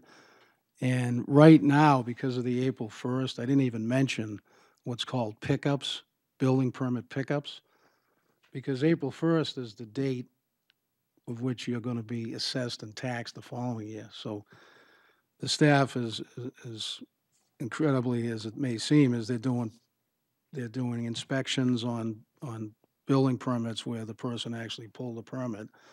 They're doing abatements processing, and a lot of the folks on the administrative team are doing the exemptions and credit processing. So you're absolutely correct, Alderman Jettie, busy office, but there's times where you got to fit things in. So as part of the strategy for the full measure and list, it will be what's the timing of that. You have to manage that. You know, as the mayor indicated, he and I and a few other folks manage the KRT revaluation. So they'll be able to get it done. We just need to help them and keep them focused. That's really the most important thing now to do. But if we can't get it done, we've shipped out a few abatements to KRT as part of their 5-day defensive values commitment to the city. And we'll know if we need additional resources. It won't be a case of, well, we didn't get to it because of certain things. So I think that's the commitment from the mayor and the other folks involved. Thank you. Next department is 134 GIS. The revenues on page 39 and the appropriations are on 124. So there's very modest revenues. Again, GIS maps just kept the same number in there. With regard to the appropriations on 124, the GIS, part-time GIS manager retired in December or early January. As you probably have heard, Ms. Kleiner gave you this information during the explanation of the report, but we've contracted with CDM Smith to take a look at our GIS system as currently constituted, and we're expecting a report back from them, kind of a roadmap to the future shortly. So in this particular budget, it's got one GIS technician, and it doesn't have the wages for the part-time retired GIS manager. You're going to find in Director Photo with the Department of Public Works will indicate to you as well that they've funded a GIS technician over there because they have needs. And she'll explain why that's important. But with regard to aerial imagery services, professional and technical, 53,500. For several years, we've done flyovers at a, I'm going to say at a pretty decent level that provide the opaques, where the team down there has been able to notice changes in buildings and structures. So they basically find things, swimming pools, sheds, additions, they're not permitted. So they have no problem trying to assess those values. So that's proven to be very well. So that was the $19,000 three-year contract in the original budget. You'll notice off to the right, there's an increase of $62,400. That's the aerial imagery that's done at a lower level for the folks that work in wastewater and engineering over at the Department of Public Works to get their mapping. What they're looking at is a lower level of granularity where they can get the contours and topography and all that. Not an expert at it, but that's what they tell me. But certainly Director Photo and City Engineer Dukran could explain why that's necessary. To be fair to them, it's in this budget because it's GIS related. That's why it's in here. It was originally in their budget, but it probably makes sense. They do have a piece of the contract in wastewater and solid waste because those enterprise funds can use those maps as well. But that's where we're at. So we're looking forward to the report in which we can make, again, sound decisions going forward as to what the needs are. So we did take out, we didn't feel it necessary to fund that position, but probably in the future we're going to need a GIS manager to kind of manage that whole process, both in terms of the what I call the city functions. Fire department uses it extensively, and the community at large uses it extensively. So I think we'll get that report, understand it, and then share that with you folks at the time. I noticed the computer equipment is still at $1. Is that just a holding line for we might buy a computer, or we had a computer and we don't have one anymore? Or? That's similar to the keeping the line open. There hasn't been any need to acquire equipment by the remaining staff member down in the GIS area. Okay. Thank you. Questions on GIS? Alderwoman Kelly. Yes, thank you. So with the aerial imagery that you were talking about, the new edition, is that something that's cyclical that we see come up all the time? Is it? Good question. The 19,000 was a 3-year contract for the opaques, that higher level of flyover. Not quite sure on the Department of Public Works needs, but I don't think it's annual. I think they haven't done one, I think, for maybe 22 years, but Mr. City Engineer Dukran will explain it to you, but that's not, I don't believe that will be an annual fee. If I could follow up. Follow up? And that'll be handled internally by our GIS team? Well, a flyover is done by a company that specializes in flyovers, and then they deliver the whatever the contents are to the team, and then the expertise of the GIS folks putting it together and using it is what that'll be internal. But the flyover itself would be done by an external company. Okay, thank you. Any other questions? Alderman O'Brien. Just more like a statement, I'm sure Mr. Griffin is aware, but they are working with the fire department, and particularly with this flyover. An incident commander now today it's quite impressive. We'll be able to look at the computer screen and know that he's going to report of a building fire in a 6-story structure as compared to a regular ranch.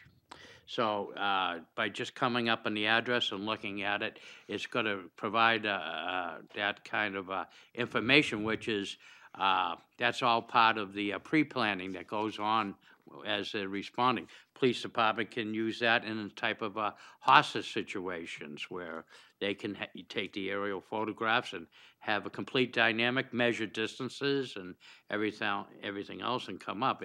And it could be even provided right into the immediate vehicle. We're getting to that point there, and so this is modern technology that is definitely helping, particularly the police and fire, as well as the DPW, looking at the contours. But absolutely, it's well worth it.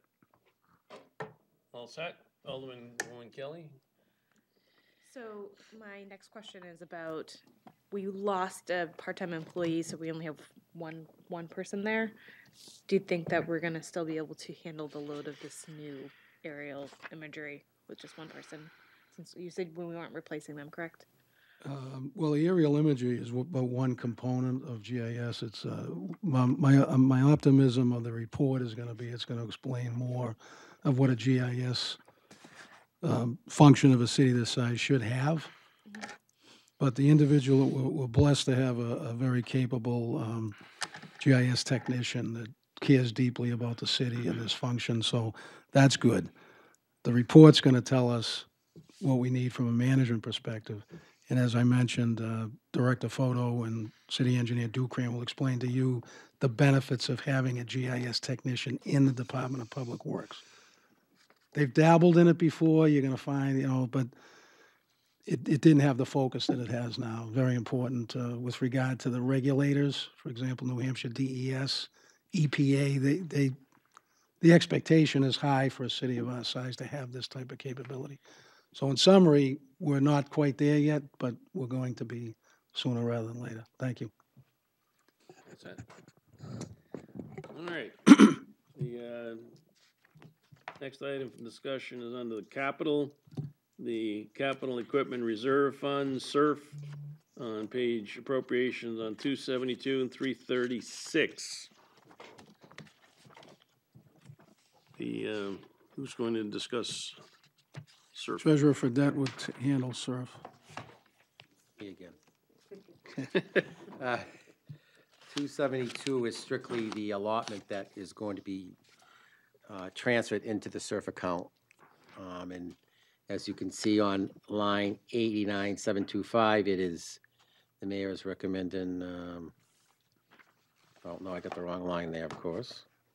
89726. Oh, where the exit? Can't find it. Yep. Is $500,000. Okay, And on page 336, well, before we leave that page, yes, yes, sir. the surf, first of all, the surf account is probably a misnomer because we don't handle it the way a surf count should really be handled. If the surf count were doing what it's supposed to be doing, would be, for each item we have in it, we'd be putting some money aside for it, so when that came due for replacement, we'd basically have pretty much all the money for that replacement. We don't do that. We have a list of vehicles that we're going to need to replace and when, but we end up having to appropriate money in the year that we're gonna replace that money to pay for it, pretty much. And this year, we've put very little in the surf. I know we're pushing a lot of stuff off to another year, and I'm concerned about, you know, how far can you push some of this stuff? Now, I know that having looked at the BPW equipment, a lot of their equipment's in pretty good shape now. They have a few items that they're pushing off because they were asked to, but with us storing all that equipment outside, I don't know if it's gonna last the amount of time that we have in the surf account. So, we've been waiting for a total surf discussion at the Board of Aldermen level for a while and haven't had one. But when we go to that page 336, you're gonna start seeing all the equipment that's in the surf account. The other thing that we've had problems with is we've had fire trucks in the surf account, and then by the time we go to buy a ladder truck, it's over $1 million. We have to bond it. So, Well, I have a two-part question. One is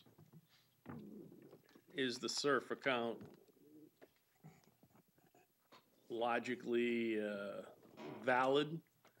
And two, what's the recovery to actually do what it's supposed to do?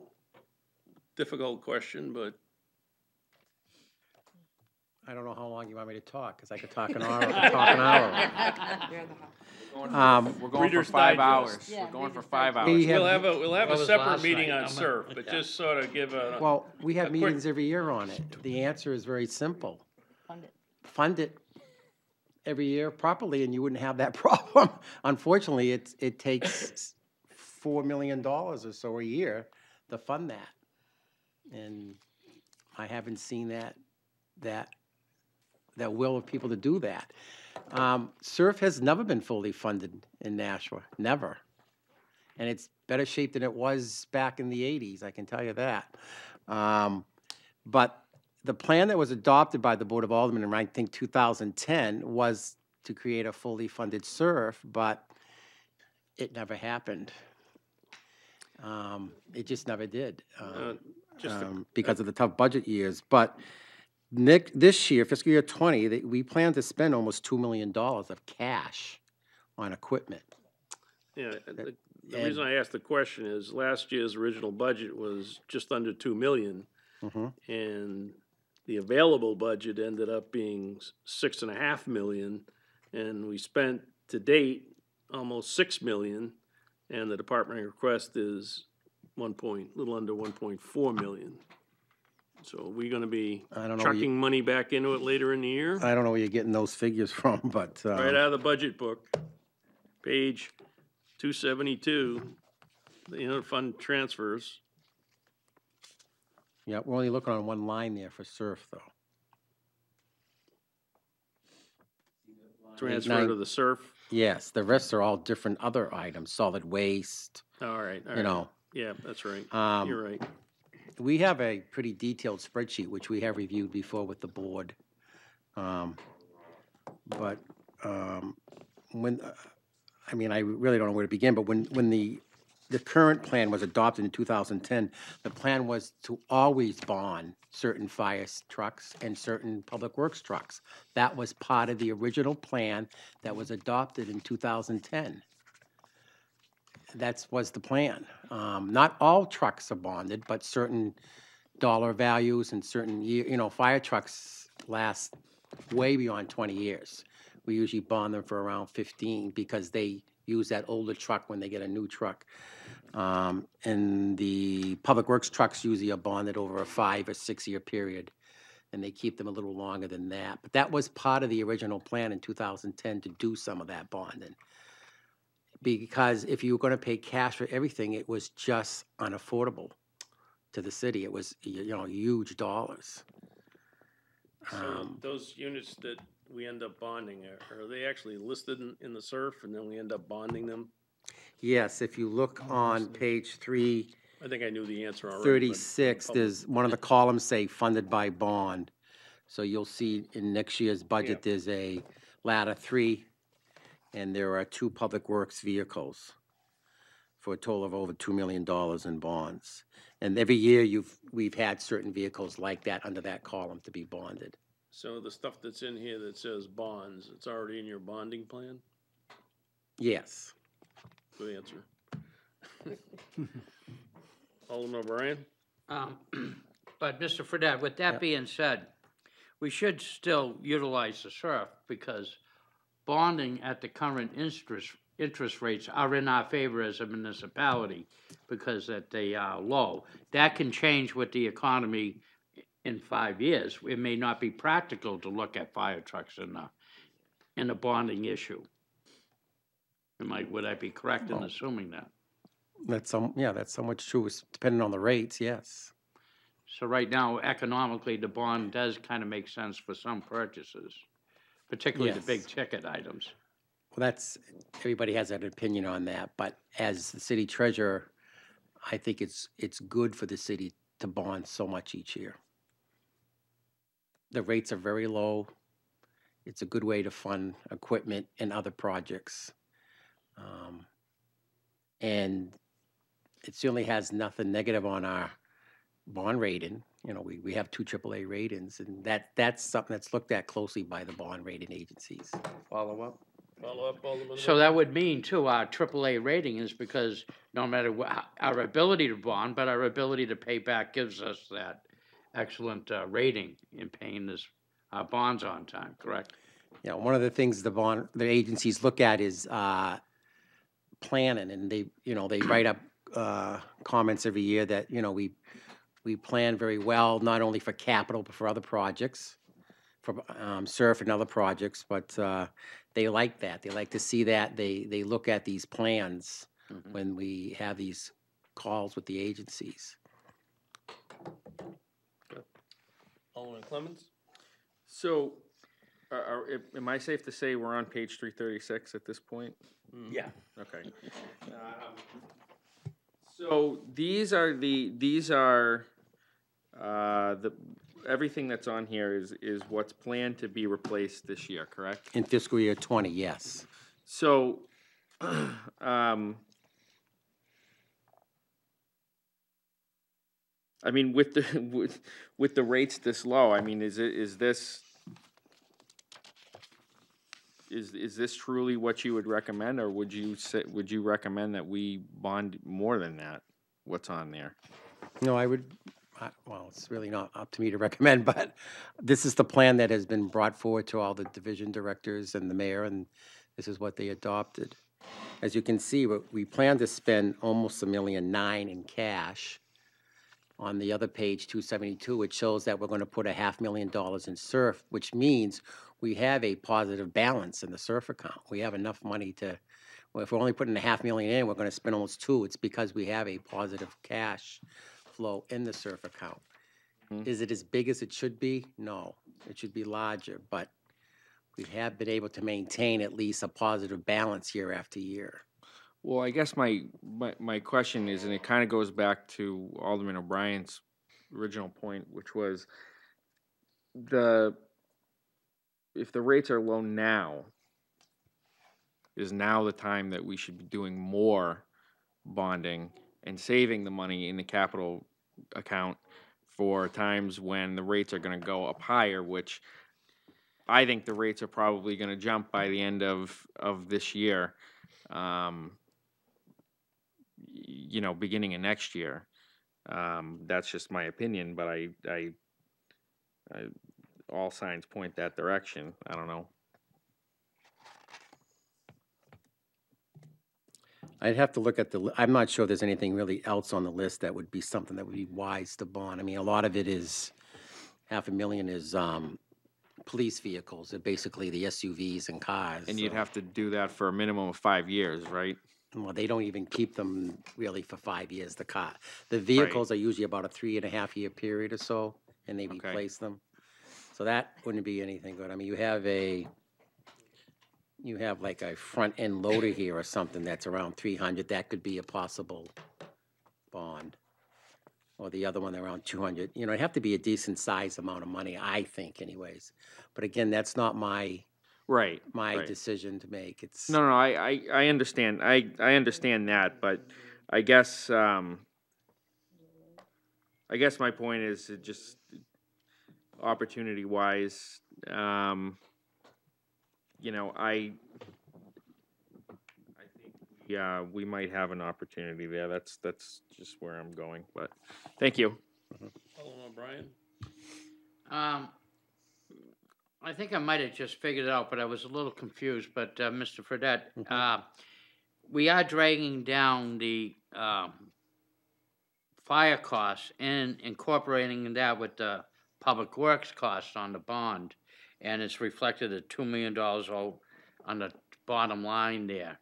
But really, in a way, that has nothing to do with SURF because it's already previously bonded, correct? So it's in a way independent? You mean the column that adds up to $2,048,000? Yes, No, sir. these would be future bonds sold, probably actually not in 20, but fiscal year 21, they would be sold to pay for these vehicles. Okay. As you know, a fire truck takes like 9 months or so before you actually get it from when you order it. So, we have leeway there before we actually sell the bond. Okay, gotcha. All right. Alderwoman Kelly, then Alderman Clean. Sure. So this may be the wrong question to ask you. I was just surprised to see that a SUV for the police department only lasts for 3 years. And I was just wondering, is it because of the high mileage or it seems That like a would be. short amount of time? Has the police come here already? No, they haven't. They're coming on the They could talk 15th. about it. Well, they're 24 hours, 7 days a week vehicles. They're traveling all the time on them, so they put a lot of miles on them. And I think, based on my experience, once it gets over 100,000, they like to trade them in. Understood. So they're the experts, but I think I've heard this story long enough that it's kind of what it is. Okay. So. Yeah, by the way, it's very critical that the thing works when you go to use it. Oh, absolutely. Just, So, my cars last a little longer than 3 years, so I was just wondering. You're not driving 24/7. I'm not. Alderman Clee, then Alderman Wilshire. I'm going to start my sentence the same as Alderman Kelly did. And this may not apply to you, but in reference to what Alderman Clemens had said, the more bonds that we have, the lower our rating can go down. Is that correct? Or No. no? Okay, I just wanted to make sure that it doesn't affect our rating if we have more bonds. So thank you. No, our debt service for the general fund budget's around $16.5, $17 million. We're nowhere near A city this size could be larger than that with no negative effect at all. Thank you. Our bonded debt service budget is very, very conservative. Alderman Wilshire. Thank you. I wanted to just address the topic of the police vehicles. They do get a lot of use, 24/7, and the miles get up there, probably 100,000 in 3 years. And the breakdowns, you know, after a couple of years, 2.5, 3 years, with that high a mileage, they experience a lot of repairs. And when you want them there, you want their car to work. So, yeah, their schedule is 3 years. And for their this year, at vehicles. least, we've had one car that was unrepairable. So it had to be replaced. Alderman O'Brien?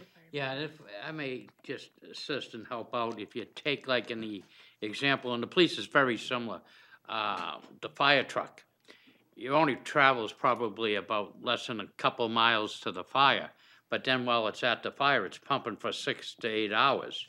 So it's not so much as the on-road time, it's the engine hours. And these cars are hot, you know, one officer leaves them, another hops in, and so they're constantly running, and it's, even though they may not do a heck of a lot of mileage, but the engine is, you know, so it's, you gotta take in the whole vehicle into encompass on that, you know. A lot more miles than fire trucks. A lot more, oh, yes, a lot more. Are you all set, Alderman? Yeah, I'm good, thank you. Alderman Clemmons? Yeah, just to add, I do remember back 2008, I think it was they were trying an experiment with the police cars where they were keeping them for 4 years, I think it was, right? Yeah. And they were in the shop constantly, Yeah. breaking down, and the agreement back then was to go back to the 3-year schedule, and I think it's worked pretty well. Those were the Fords. Hey, I'm a Ford guy. You knew that. You knew that. Know that. Bazinga. So, and also, didn't the police department push off some of their replacement vehicles from last year's budget? Last year, I'm sorry, I think last year there were some that were deferred, but later on in the year, they were bought. They were not bought right away, but they were bought later. Okay. I know the mayor meets with all the divisions and goes over this schedule very closely, and as far as I know, this is a pretty good amount of money for this year, almost $2 million in cash, so. Okay. Any other questions on SERP? And hopefully we can schedule an evening, leave that up to the board president, or a future budget meeting where we can have a more detailed SERF discussion.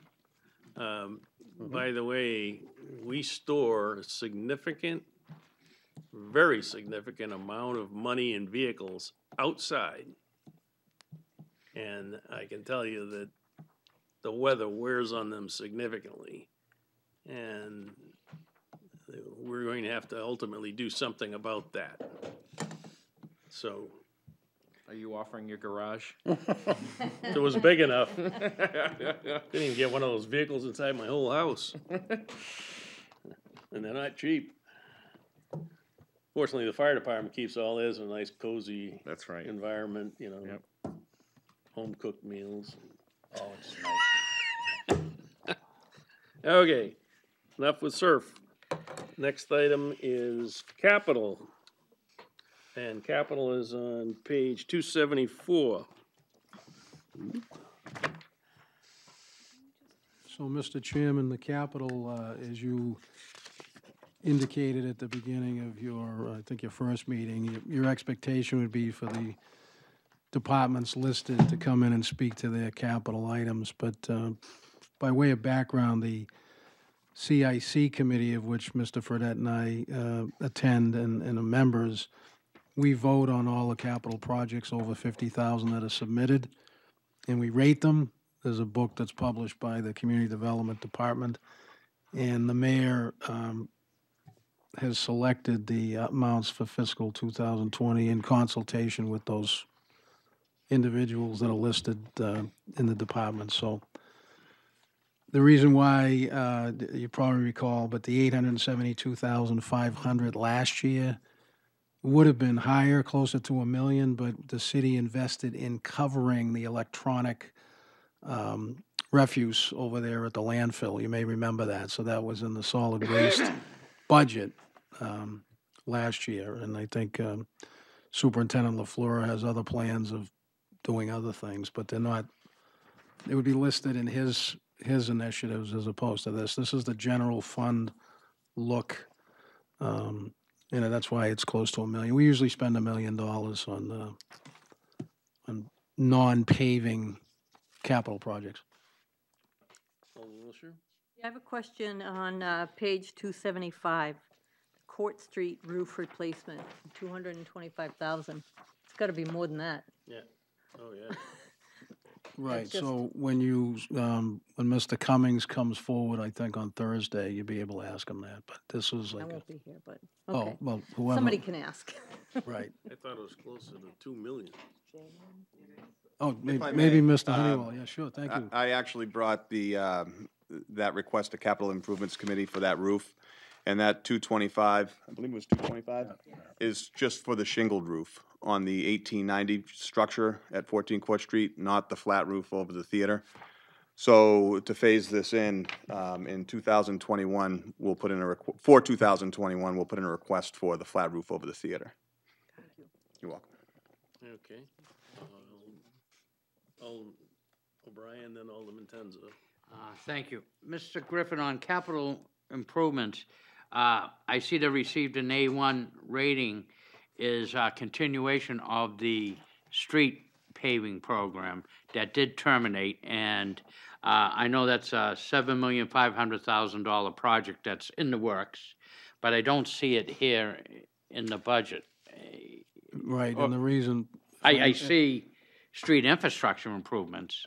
Right, that's a modest amount for predominantly sidewalk improvement, but the 7.5 million, that 5-year program that you speak of, that's already been taken care of. Okay. With the combination of bonding and the use of motor vehicle revenue. It's on page 307, Is that thank you. I believe. Yeah, one item on here that I know we're gonna get some screaming in the last budget meeting we have is school deferred maintenance. $100,000 not gonna cut it. You know, we can fool ourselves with that number right now, but we'll be adding money to the budget as we go because we have 18 schools, 18 buildings, and you know, deferred maintenance, we either keep them as best we can using deferred maintenance funds, or we end up spending a lot of bond money later when all these systems fall apart. It used to be $1 million. It was 600,000 for a while, and they've been requesting 600,000 as they did this year. And we only gave them 100,000 so far. Last year, we had to take some of the deferred maintenance and bond it because it was projects that would last longer than 15 or 20 years. But there are things on their list that if we don't do them, there's going to be issues. So I know last year they replaced one pump that was $90-some-odd thousand. Fortunately, we bonded that because it better last 35 years when I replace it. So that could be one area. You know, we can't keep pushing things off because sooner or later it's gonna, you know, it's pay me now or pay me a lot more later. So. Any other questions? Deferred maintenance, Alderman Clemmons and Alderman Jenny. Yeah, on those maintenance, does that go into the school? I'm sorry. Does that go into the school budget, or does that go, or does that stay? Whose side of the city does that go on? The city side. All of these? Oh, okay. Ms. Evans will be able to give you the absolute answer to that question. Thank you. When we set the tax rate, that cost is allocated to the school side for the calculation of the school tax rate? Okay. So the 100,000. Yes. So As well as their debt service, their portion of debt service. So is that something that if they decided they didn't want to do that maintenance, they could put that money to somewhere else if the school board so decided? I don't believe so. Okay. I guess just a point of clarification, it's not part of their 112 some odd million. Right, okay. They're getting an allocation. That was what I but- was getting at, Yeah. so thank you. Alderman Jettie? Oh, I'm sorry, Alderman Tenza. He had his hand up before.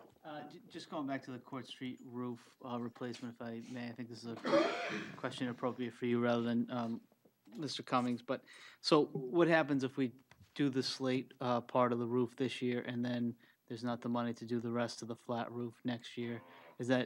Can we do that, or is that not advisable? As far as phasing the two projects, Let's say we do phase one and never get to phase two. What happens then? I guess that's possible.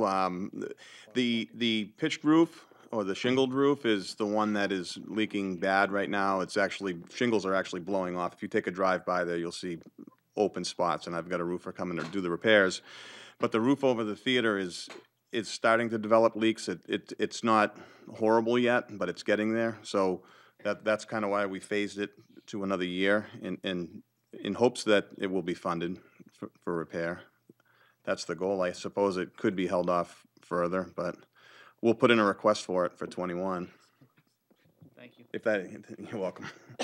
Alderman Jettie? Somebody referred to page 307. So it caught my attention when we're talking about the paving project. Are you with me? Yes. Okay. So at the top, it talks about 2018 citywide streets paving project. $6,913,000. And then below that, 2019 citywide streets paving project, 7.5 million. So how much are we spending in total on the streets, on the paving project? The project was approved several years ago. It was a 5-year project, $7.5 million per year for 5 years. Okay. We're a little behind on selling the bonds, but that's because they had a little slower start. It's very hard to spend $7.5 million on roads, as you probably can see throughout the city. It's a lot of work. So this portion on the bottom of page 307, new debt, that would be the second allotment out of the 5 allotments that we've only sold one lot, the first allotment. This is the second, so we'll be selling, the plan is to sell $7.5 million each year. When Director Photo comes in, last year with all the rain we had, it was very difficult to do all the paving that they wanted to do. Also, they had issues with the infrastructure under the roads that had to be replaced, water lines, gas lines, sewerage lines. And they're still doing that around the city. They have to do all that. We're not gonna spend a hell of a lot of money paving a street and then have it dug up in a couple months later, so. And I believe also they received, John, didn't the Public Works receive some money that was reallocated from the Broad Street Parkway from the state for additional paving? Correct, approximately $4 million. Yeah, like $4 million, so they're also using that money for some paving. So the entire project is 37.5 million plus this 4 million that Yes. we might, what we just got. Okay, could I follow up? Follow up, Alderman Jettie? And so I noticed that last year, the bond was at 2.84, 96%, and the 2019 issue is 4%. Yes. Is it Well, that's just an estimate. the MIT Credit Union not available to us anymore? That's just an estimate, and again, I always estimate at a conservative, both for revenue and expenses. We won't hit 4%. It will be under 3, I'm sure. That's just an estimate, that's all it is. What do we estimate the entire roof of Court Street will cost? Jay Honeywell, again, City Buildings. We got a rough estimate from a roofing contractor for $535,000 for the entire roof to be done. That was only one budget estimate, so that would be a worst-case scenario. So, assuming that a roof will last more than 15, 20 years, most of them are guaranteed, why would we not bond for that? I'll defer to Treasurer Burdette on that one. I knew that was coming. I'll refer to CFO John. No, it just hasn't been part of the plan. There's no reason why you couldn't, but again, that's decision have to be made by the mayor and the board. Well, the follow-up question would be, how much of a savings might there be to this year's budget if that roof were bonded and we didn't have to spend the $225,000? Would that give us another $225,000? School deferred maintenance. You're jumping ahead. I mean, the decision you have to make is, do you want to pay cash? The answer in this case was yes. If you bonded it, it would free up money for some other project that's desperately needed as well. We do have a lot of projects that are, yes, Alderman Wilshire. Thank you. The shingle part of the roof is 225. Are you saying that, is it a rubber roof? Or is it the rest of the roof, the flat roof? City Buildings, Jay Honeywell. Yeah, the pitched roof is a 3-tab asphalt shingle. Okay. And the rubber roof is called EPDM. That's the flat roof over the theater. And how much, and that's 500,000 for that roof? No, Or it would be together? another three, correct. Okay. Yep, 500,000 make- for the entire project, Thank budget you. estimate. You're Okay. welcome. Alderman O'Brien.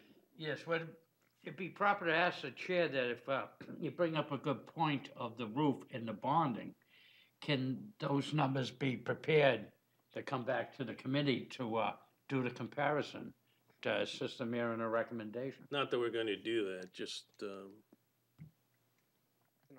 how it would impact us if we decided to go that way.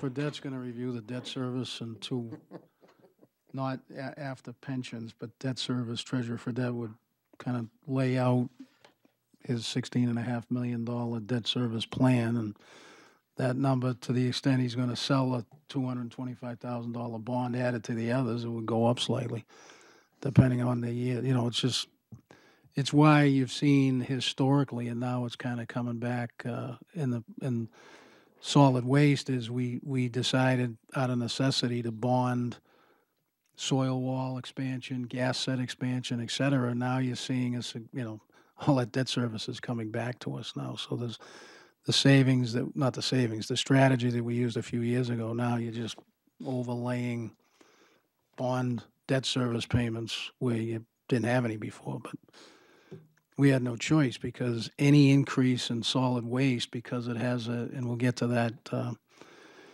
Carolyn O'Connell will explain that, but when we get to that drain on the general fund is growing largely. Any dollar you spend, like recycling and other things, it's just a tax. It's coming out of taxes, because the revenue, although we increased it slightly this year, it's not enough. You can't pay $7 million or $8 million worth of appropriations with $3.5 million of revenue. So it's always going to go up. But that's just an example of what happens when you start bonding everything. Alderman Clements. Well, that's one theory. The other theory is that if you're doing it correctly, and what I mean by correctly is in the sense that where I was talking about with the capital equipment reserve fund, if we were to take some of those lines in there and bond some of that stuff, but put that money, instead of putting it towards other projects, because then you're spending double, you put it towards your savings for the future, so that in the future when the rates go up, you have that cash to use later on. And I guess that would be the idea, at least from my perspective, is if, the idea is to take advantage of low rates so that it doesn't affect your bottom line in 2% or 3% over what you would pay in cash. I mean, big deal, really. over the life of a project. The idea is that you're going to save the taxpayers money in the long run because you're going to have that cash there.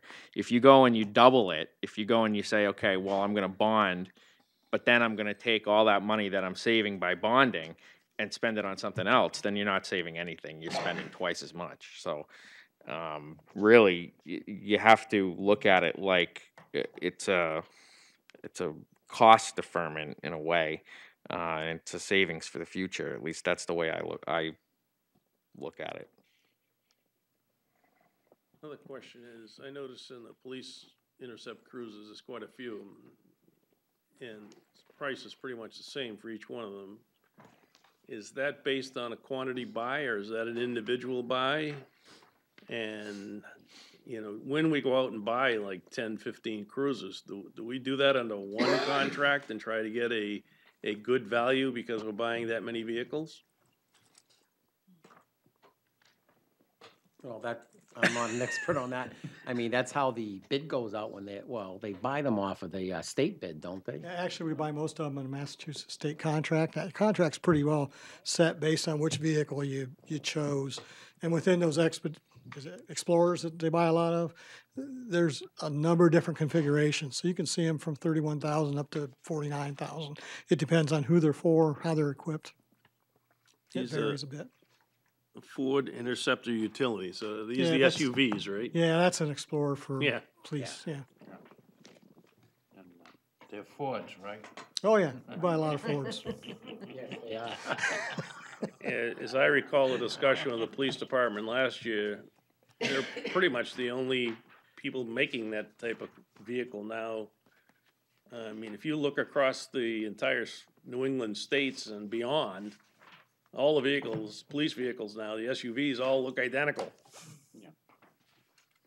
I think it's just them and Dodge or something. Yeah, Chrysler's doing like a Durango for Police Interceptor, and they're doing a Charger still, which is a sedan, which are falling out of favor pretty quickly. So there's not a lot of choices left. Yeah, there are some vehicles we use, especially the unmarked cars that are like that. But the reason we went with the SUVs, as most departments, is in the conventional cars that they're making as police cars, you can't fit all the equipment in them. It's absolutely amazing what these guys carry with them on the street. So any other discussion on capital at this point? No? Okay. Next is Department 159, hydrant fees and fire protection on page 170.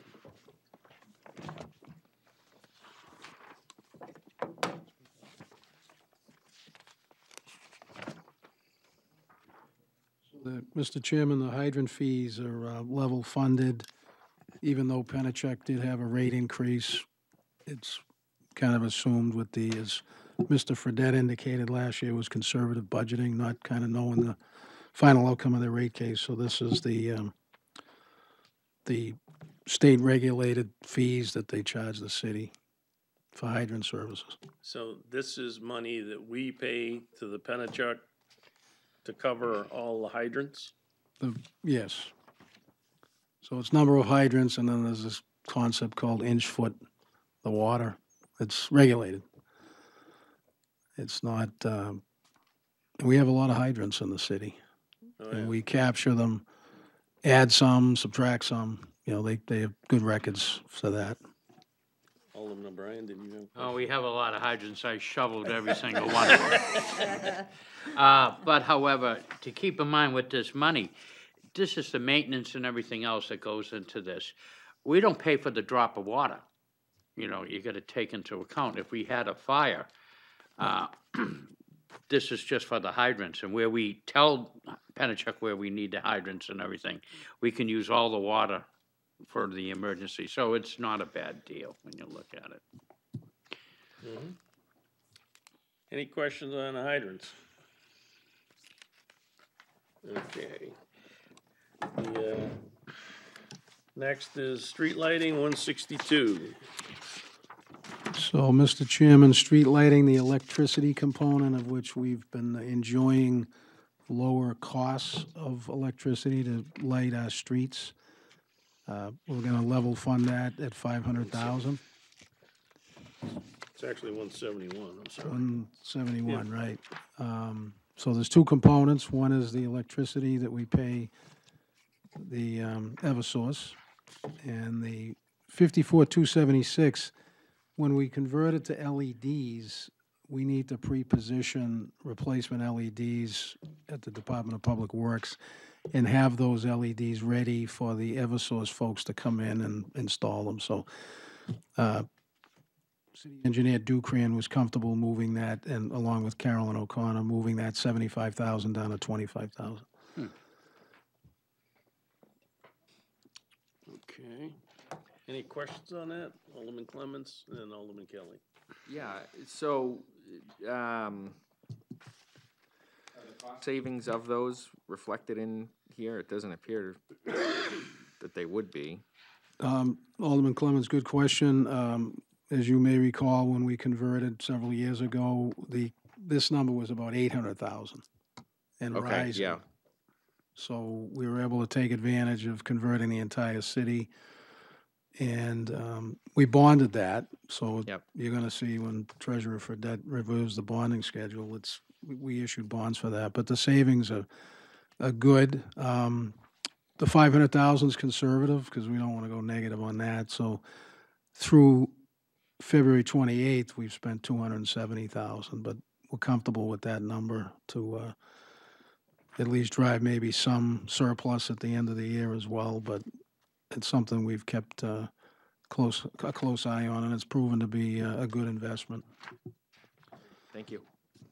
Okay, any other questions? No? All right. Next is pensions on page 93.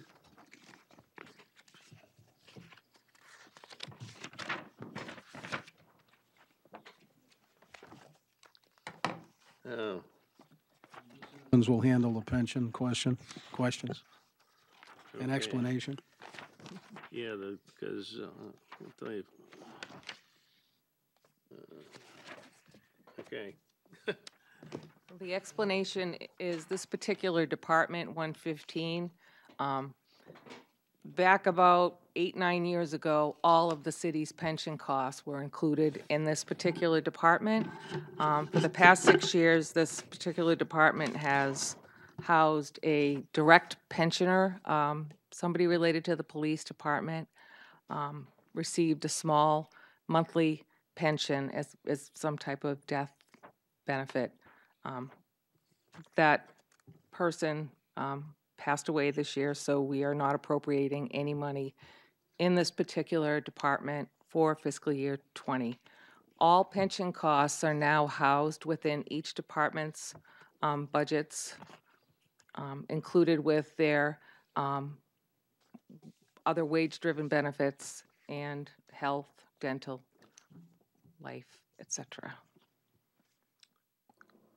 Okay, so I assume Well, if you wanna- we're going to be covering pensions another evening under separate area, or? Just to add to what Ms. Evans said, if you look at page 20, that's the accumulation of all of the pension expenses related to the general fund, maybe even total fund. No, maybe everything. That's the entire pension amount that. General The city. fund, solid waste, special revenue, and wastewater. Okay, so all the different pension pieces are all summarized here from all the different departments, but these numbers are actually in the various departments.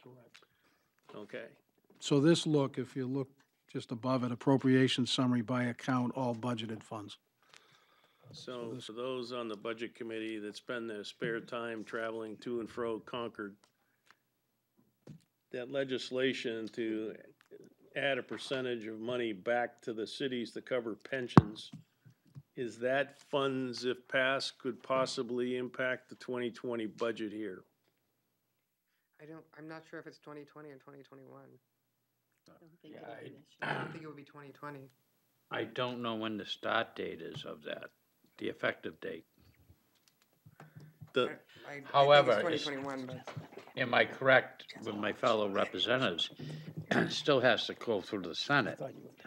So it baby steps right now. Right. It just got through the House. We'll see what the wise people that live in the other chamber do, so. you know. So, it won't affect 2020 budget, but looking forward, that could be a significant amount of money coming back to the city, or actually money the city doesn't have to pay in pensions. So what are they looking at, 15%? I don't know if it was 15 or 13%. Yeah, but it was around that area, yeah. So, Alderman O'Brien? Yeah, you gotta keep in mind, we originally started out at 35%, No. cut down to 30%, and then went down to Zero. zero. And so now, trying to get back to go to 15%. And then let's keep in mind, if the good people out there would like to let the governor know, because what he in fact did, or what the legislator did at that particular time, basically by not funding, inadvertently created a tax, unacceptable tax to our city residents that we didn't ask for, by not funding the state portion of the pension system. They had been funding it since 1968 until that particular legislature stopped it. And when it did do it, it created an inadvertent tax. So I hope it passes with the Senate, and I hope the governor is wise to sign it.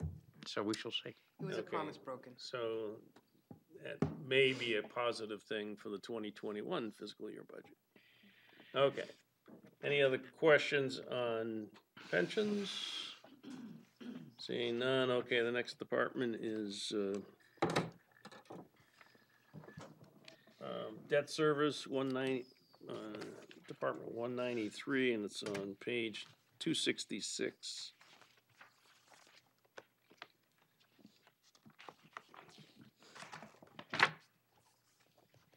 Oops.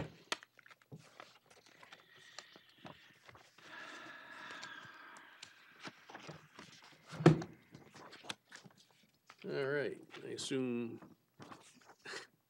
Treasurer Fedet's going to handle the debt service? Chair. Yes, 266 represents the debt service for the general fund budget. We also have debt service in solid waste, wastewater, Pennachuck, and the special road project, which we discussed just a half hour ago, so that's $7.5 million. So as you can see, it's for fiscal year 20, it's basically flat. It has been for the last couple years. The pages behind this page 266 is the detail of all the bonds that have been sold over the years or refinanced over the years. And this represents city and school, all these bonds. So as you can see, it's about $16,618,000 for fiscal year 120. So that's the annual payment we will be making in fiscal year 20 for the bonds. Part of that is an estimate on what we plan to sell for the year. And of course, it's just an estimate, but those are the guidelines we have to live with next year, is that $16.6 million. Okay, Alderman Clee? I have to ask the $1 million question. Does this include the big 15.5? Yes. Okay. That's all I want to know. Thank you. Page 269 for the new debt to be issued.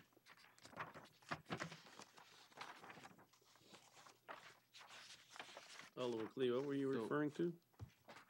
The last item on page 269, the Performing Arts Center, 15.5. That page shows planned new sales for the year.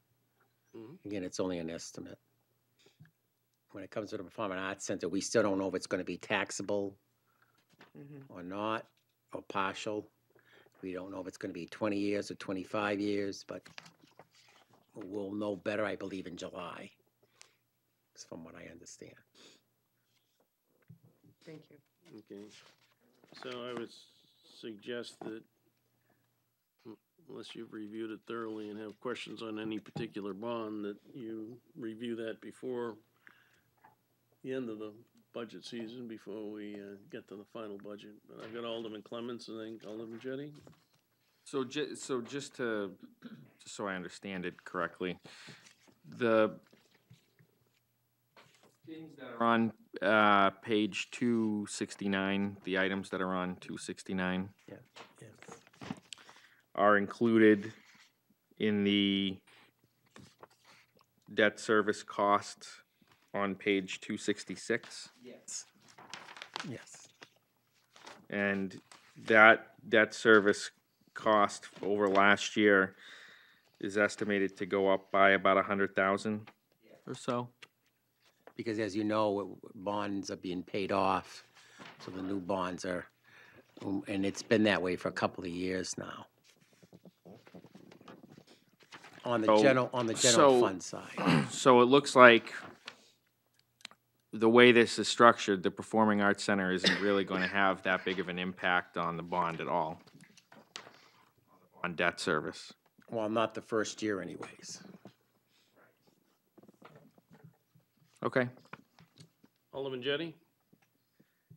So just,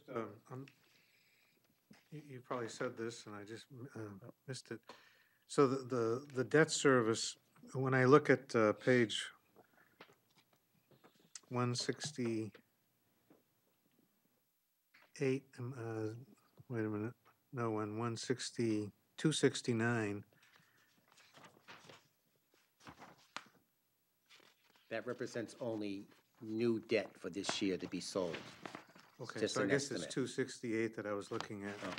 I see principal payments of $3,419,500 and interest payments of $2,218,058. So am I correct? We're paying $5,637,558 for principal payments and interest payments on the bonded debt. Page 268 is bonds related to city government. And then page 270 is bonds related to the school. So you have to add up both the city principals and the school principal. And all of that shows up on page 266, which just says principal, interest, and some other costs.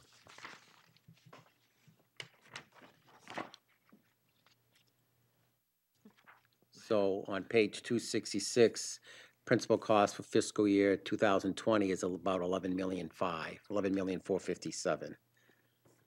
And then the interest is $5 million, and then it has some other costs in there. We back out the TIF money and add some issuance costs. We have to pay for bond counsel and our financial advisors when we sell the bonds.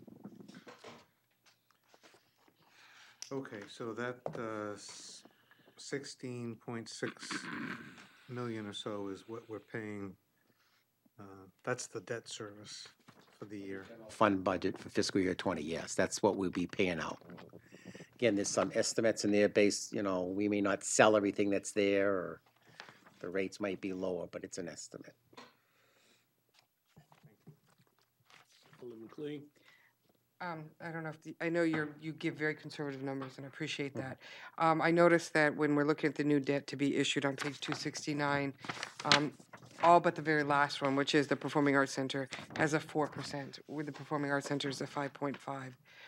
Is it because of the large sum, or why would that be different? I think we estimated it as a taxable bond. It may not be a taxable okay. bond, so it would be lower than, it's definitely all going to be lower than 4% again. That's just. Okay, no, that's fine. That explains it. Alderman Clements? Length probably has something to do with that too, correct? Most of these would be 20-year bonds, so no, it's more taxable versus non-taxable. Okay, because I see the year of maturity 2044 versus most of them are 2034, Yeah, I think we forget exactly how many years we had that in there. It might be a 25-year. I don't even, it may just be a 20-year bond. I don't know yet. Right, okay. Just for those that aren't aware, we still hold the highest bond rating? We still at AAA? Unless something's changed, I think we're still the only community in the state that has 2 AAAs, way above the state, of course. Which speaks to I think. I don't think anything's changed. excellent I'm not a- financial planning on this part of the city. Yeah. Oh, it's not me. Thank you for that. Yeah. Yes. It's not me. It's the Board of Aldermen and the mayor. Everybody here deserves credit for that. Yeah. Chairman, it may make sense not to put significant burden on our fellow colleagues over at the Department of Public Works, but we probably should look at 283, because Mr. Fredette sells all their bonds as well. And then I'll find the wastewater page in a minute, but 283 is the debt service for solid waste, and you can see the new debt to be issued is the continued bonding of the soil wall, gas systems, and the refuse trucks. The bottom of that page, and then you've just approved the landfill expansion. Not sure if the full board's done yet, but I think you have, but. Yes. Yeah, that's the 6 million. Yeah. I don't know, was it? I don't remember. Just to kind of look down that page, you see the general fund appropriation amounts over 5 million now. So the solid waste appropriations minus the revenues requires a $5.1 million contribution from the general fund. So that debt service number is not in. Page 266 is just the general fund debt service. There is debt service in the solid waste, So you'd which have is to what you're add looking at. There's some in wastewater, the general. there's some in the road project, and there's some in Pennachuck. So if you had the entire debt service number, do we know what that might be, or could you provide that later? Yeah, Page it's 20. 16, Huh? page 20. Page 20. 20? Where it summarizes it. Oh, now we're right to it, imagine that. You might not want to look. Yeah. I'm sorry, it is on page, Oh, it's not page 20. it is on page 29.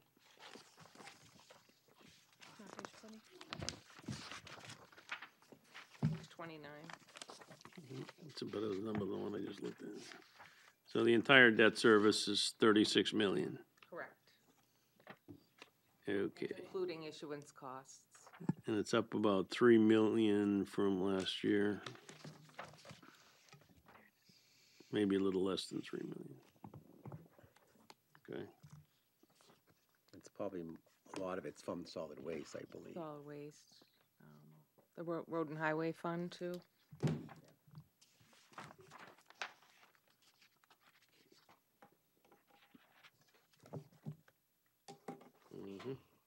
Impressive, actually. I said it's impressive. When you look at the, if I could, when you look at the principal versus the interest, you can tell we're a AAA rated community, because that number, that interest number would probably be higher, a lot higher in most places, I would think. Yeah, as the better rating you have, the more people bid on your bonds. Mm-hmm. Any other questions? Then one final point on that, on page 294, you can see the wastewater, and that our new debt to be issued continues our practice of trying to fix what's under the ground before we pay what's over the ground.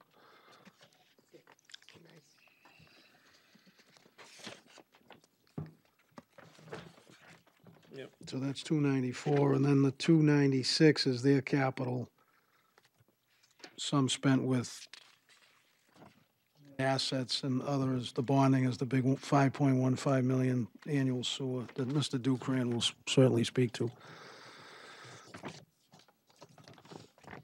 Okay. So we move on to the next 194 is contingency. It's on page 271.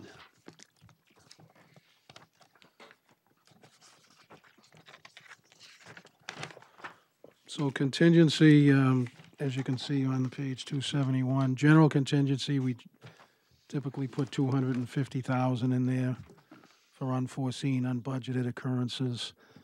The next line, 7112, that's where the mayor had indicated he put 200,000 in for what's termed educational priorities.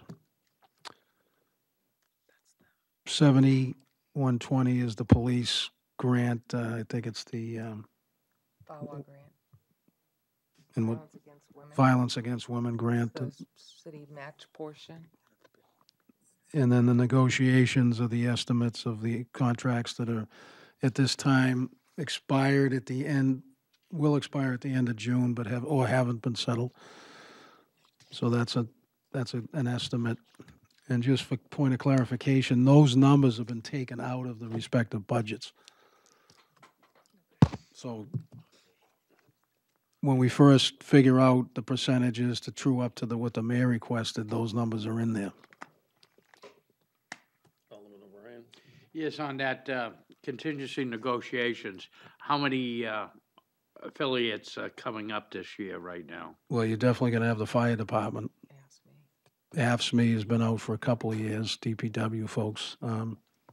Couple of police department supervisors. Okay. So those teams put together what they think they should have in there for salary increases, and then we take them out, put them in here. Okay, there was a question that came up from people. The 200,000 that the mayor has put aside for the school contingency or cover, I think that it's ELL and one other category. Is it possible for the Board of Aldermen to hold that at the city level until such time as they actually hire someone that fits the category, and then we could transfer the money to the school department? You could, yeah, you could do that through legislation. Okay.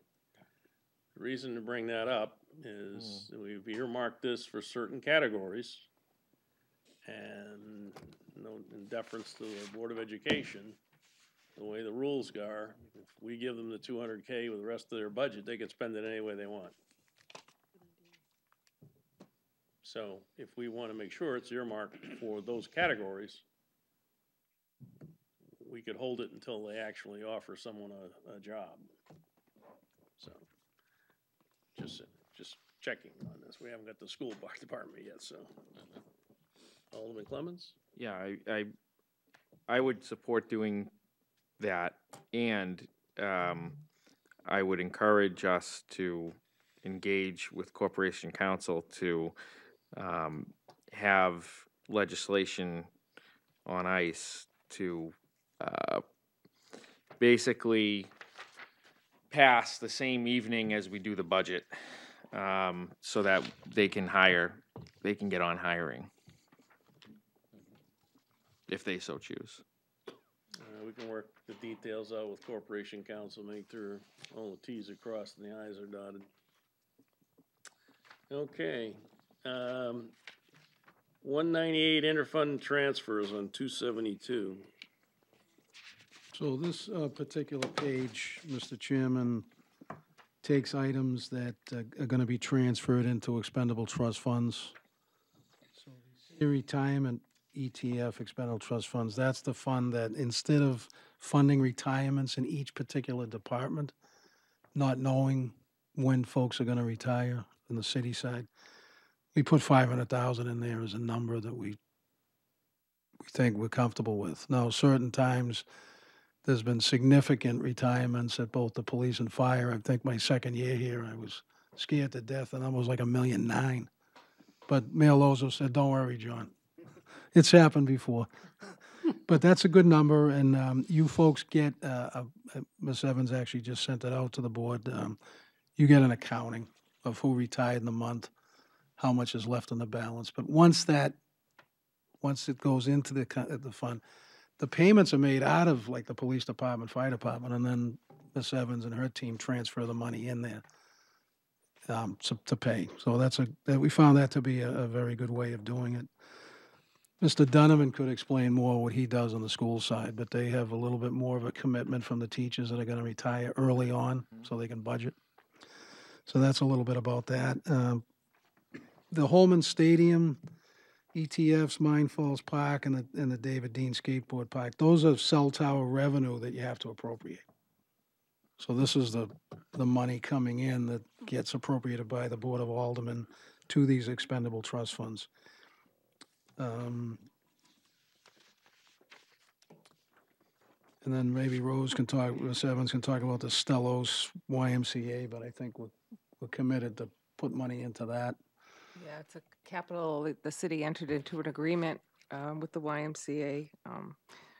Basically, we put $37,250 into a capital reserve fund for the benefit of the YMCA.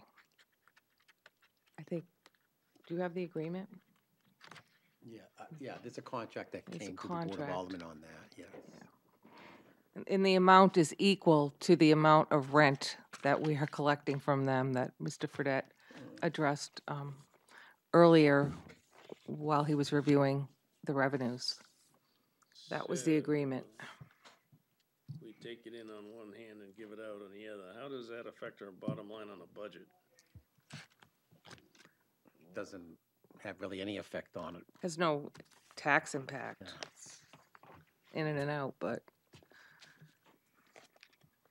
It's put in that account and will be used at a later date as they need some work in that area. Okay. So, just for the new members on the board, could you explain the special revenue funds and how the funds can and can't be spent? Well, generally. Just to close the books on the transfer to the downtown improvement ETF, that's been in existence for several years. That's the amount of revenue on a calendar basis, which is actually, people kind of get a little bit unnerved, but it actually works out great because we know what the numbers are and we can appropriate it. We used to use escrow funds for it. We decided, let's do it, let's put it in the budget. So this is the amount of excess of the 728,450 for the calendar year 2018. So we're going to appropriate it. 115,863 goes into that account. What I was referring to is special revenue funds. There's some source of money that goes into them, but they can only be spent in certain ways Correct. that are associated with the legislation that created that special. So you mean I guess you're referring to, Mr. Chairman, the pink pages here, like the food service? So, yeah, they're set up, they have to be fee-based, and they have to be for a specific purpose, and there's a number of them on the school side and the city side. There's a number of them on the school side, like there's one for, Well, the one you get a kick out of, the summer feeding program. yeah. But the big one is the food service. Food service, yeah. But there are several others. There's one for, I forget the name of it, the arts, not the arts, but the Athletic. athletics? Automotive and Oh, yeah. the manufacturing, hair and all that stuff. We get funds from other cities that come send their students here, and they pay us a fee, and that goes into a special revenue fund, and it only can be spent to support that particular activity. Like we have machinery that we buy for certain courses at the high school, and if one of them needs to be replaced, the money comes out of that. So it's money nobody can touch except for that purpose. And we have several of them in the city. Yes. Mr. Chairman, it's called I believe the one you're referring to is called the School CTE Tuition CTE, Fund. couldn't think of the name of it. Yeah. That's on page 327, Yes. if anybody's interested. Okay, we'll probably address some of those when the Board of Education comes in. And just one final note is on page 330. That is a summary of expendable trust funds funded by general fund appropriations. So that will give you a good handle on the amounts that have been in these funds as of June 30 of each year when we close the books. So you see the Mine Falls Park Fund, 7052, the David Dean Skateboard Park, 7054. You see that what's been going forward, and as we add expendable trust funds, we put them down here. Mm-hmm. And just one note, you'll speak to the police department, but Fund 7080, police overtime, they had requested of me to see if we could put 100,000 in there, and it just, as the mayor indicated, that just didn't make it. But they'll probably talk to you about it. Sure. They have been using the money they have in there effectively by significant overtime events. But I just wanted to call your attention to that, and I think President Wilshire, I think the first meeting, you were looking for some balances, and they're all here. And you can see the SURF account, and these are end-of-the-year balances, so you see the capital equipment reserve 7026. You can see that back in 12, 13, 2 million, but the lowest point was in 16. And then, there is healthy balances there, but as Treasurer Fredette says, a combination of funding plus escrows kind of helped the following year. Alderman Clemmons? Thank you. Yeah. I'll probably ask most of my questions about this to Director Cummings, but I was actually pleased to see that the downtown improvements expendable trust fund, that was actually, so that's part of the budget. It's not an escrow this year, correct? Correct. So that was the original intent back in 2011. So the fact that, it took this long, but it's finally there, and it's something I'm very proud of, and I'm glad that that it's being done this way now, because it'll be something that will be constant in the budgets going forward. So just wanted to make that comment. Okay. There are no other Alderman Jettie? Forgive my ignorance, but expendable trust fund. I know what a fund is. I know what a trust is. Expendable means that you can spend it. Is that so? Just a fancy name for an account that? It's state statute. Yeah, it's a fancy name for a fund, and the specific purposes of the fund, and there's generally language of who's the agent to expend. You'll hear that. Some of the Board of Aldermen, some of the mayor and I. They don't. The mayor, and as Alderman Clemmons knows, the mayor and Director Cummings, they get the recommendations from the Downtown Improvement Committee, and then they authorize the spending out of the fund. They don't lapse either. They carry year to year. So the money that you put in them don't lapse at the end of the budget year. So it carries over from year to year. So that's why, some of these funds, if for example, the Downtown Improvements Committee will try to keep a certain amount in there just for a good savings if there's something that they want to do downtown or whatever, and that way it carries from year to year. You don't have to continue to budget it. The legislation that creates each one of these is specific as to what it could be spent for and who can authorize the spending. Right. Alderman Wilshire. So we have three that come to mind specifically. We have the welfare expendable trust fund. We have snow, because it's unpredictable. And the police have a fund for crime, I believe, for, maybe not specific to crime, but, like snow and crime. You can't predict either one of those things. So we set up these expendable trust funds so that some years when we have more snow than others, we could fall back on that. And some years where we have more crime, we fall back on that expendable trust fund. But it has to come back to either the board or the mayor if he's the agent to expend. If like making numbers up. If we put 500,000 aside for plowing this past winter, we didn't have all that snow, so we only spent 300,000. 200,000 would automatically go in the expendable trust fund for snow removal. And another year, if we budgeted 700,000 and we spent $1 million, we'd take the 300,000 out of the expendable trust to cover that. So you're not having to re-budget money. Generally, that's how they work. Yes. I just wanted to note, page 331 through 335 gives you a little bit more information on the expendable trust funds funded by appropriations, the resolution that created them, and the purposes that they are to be used for. Yeah. Thank you. Okay. Mr. Griffin, given the current budget that we have before us, what is the anticipated tax rate? Slightly under 3%,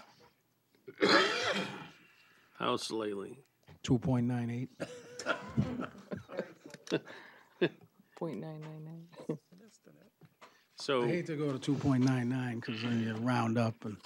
so how much would you have to add to the budget to make that 3%? I'm just looking for sensitivity of numbers.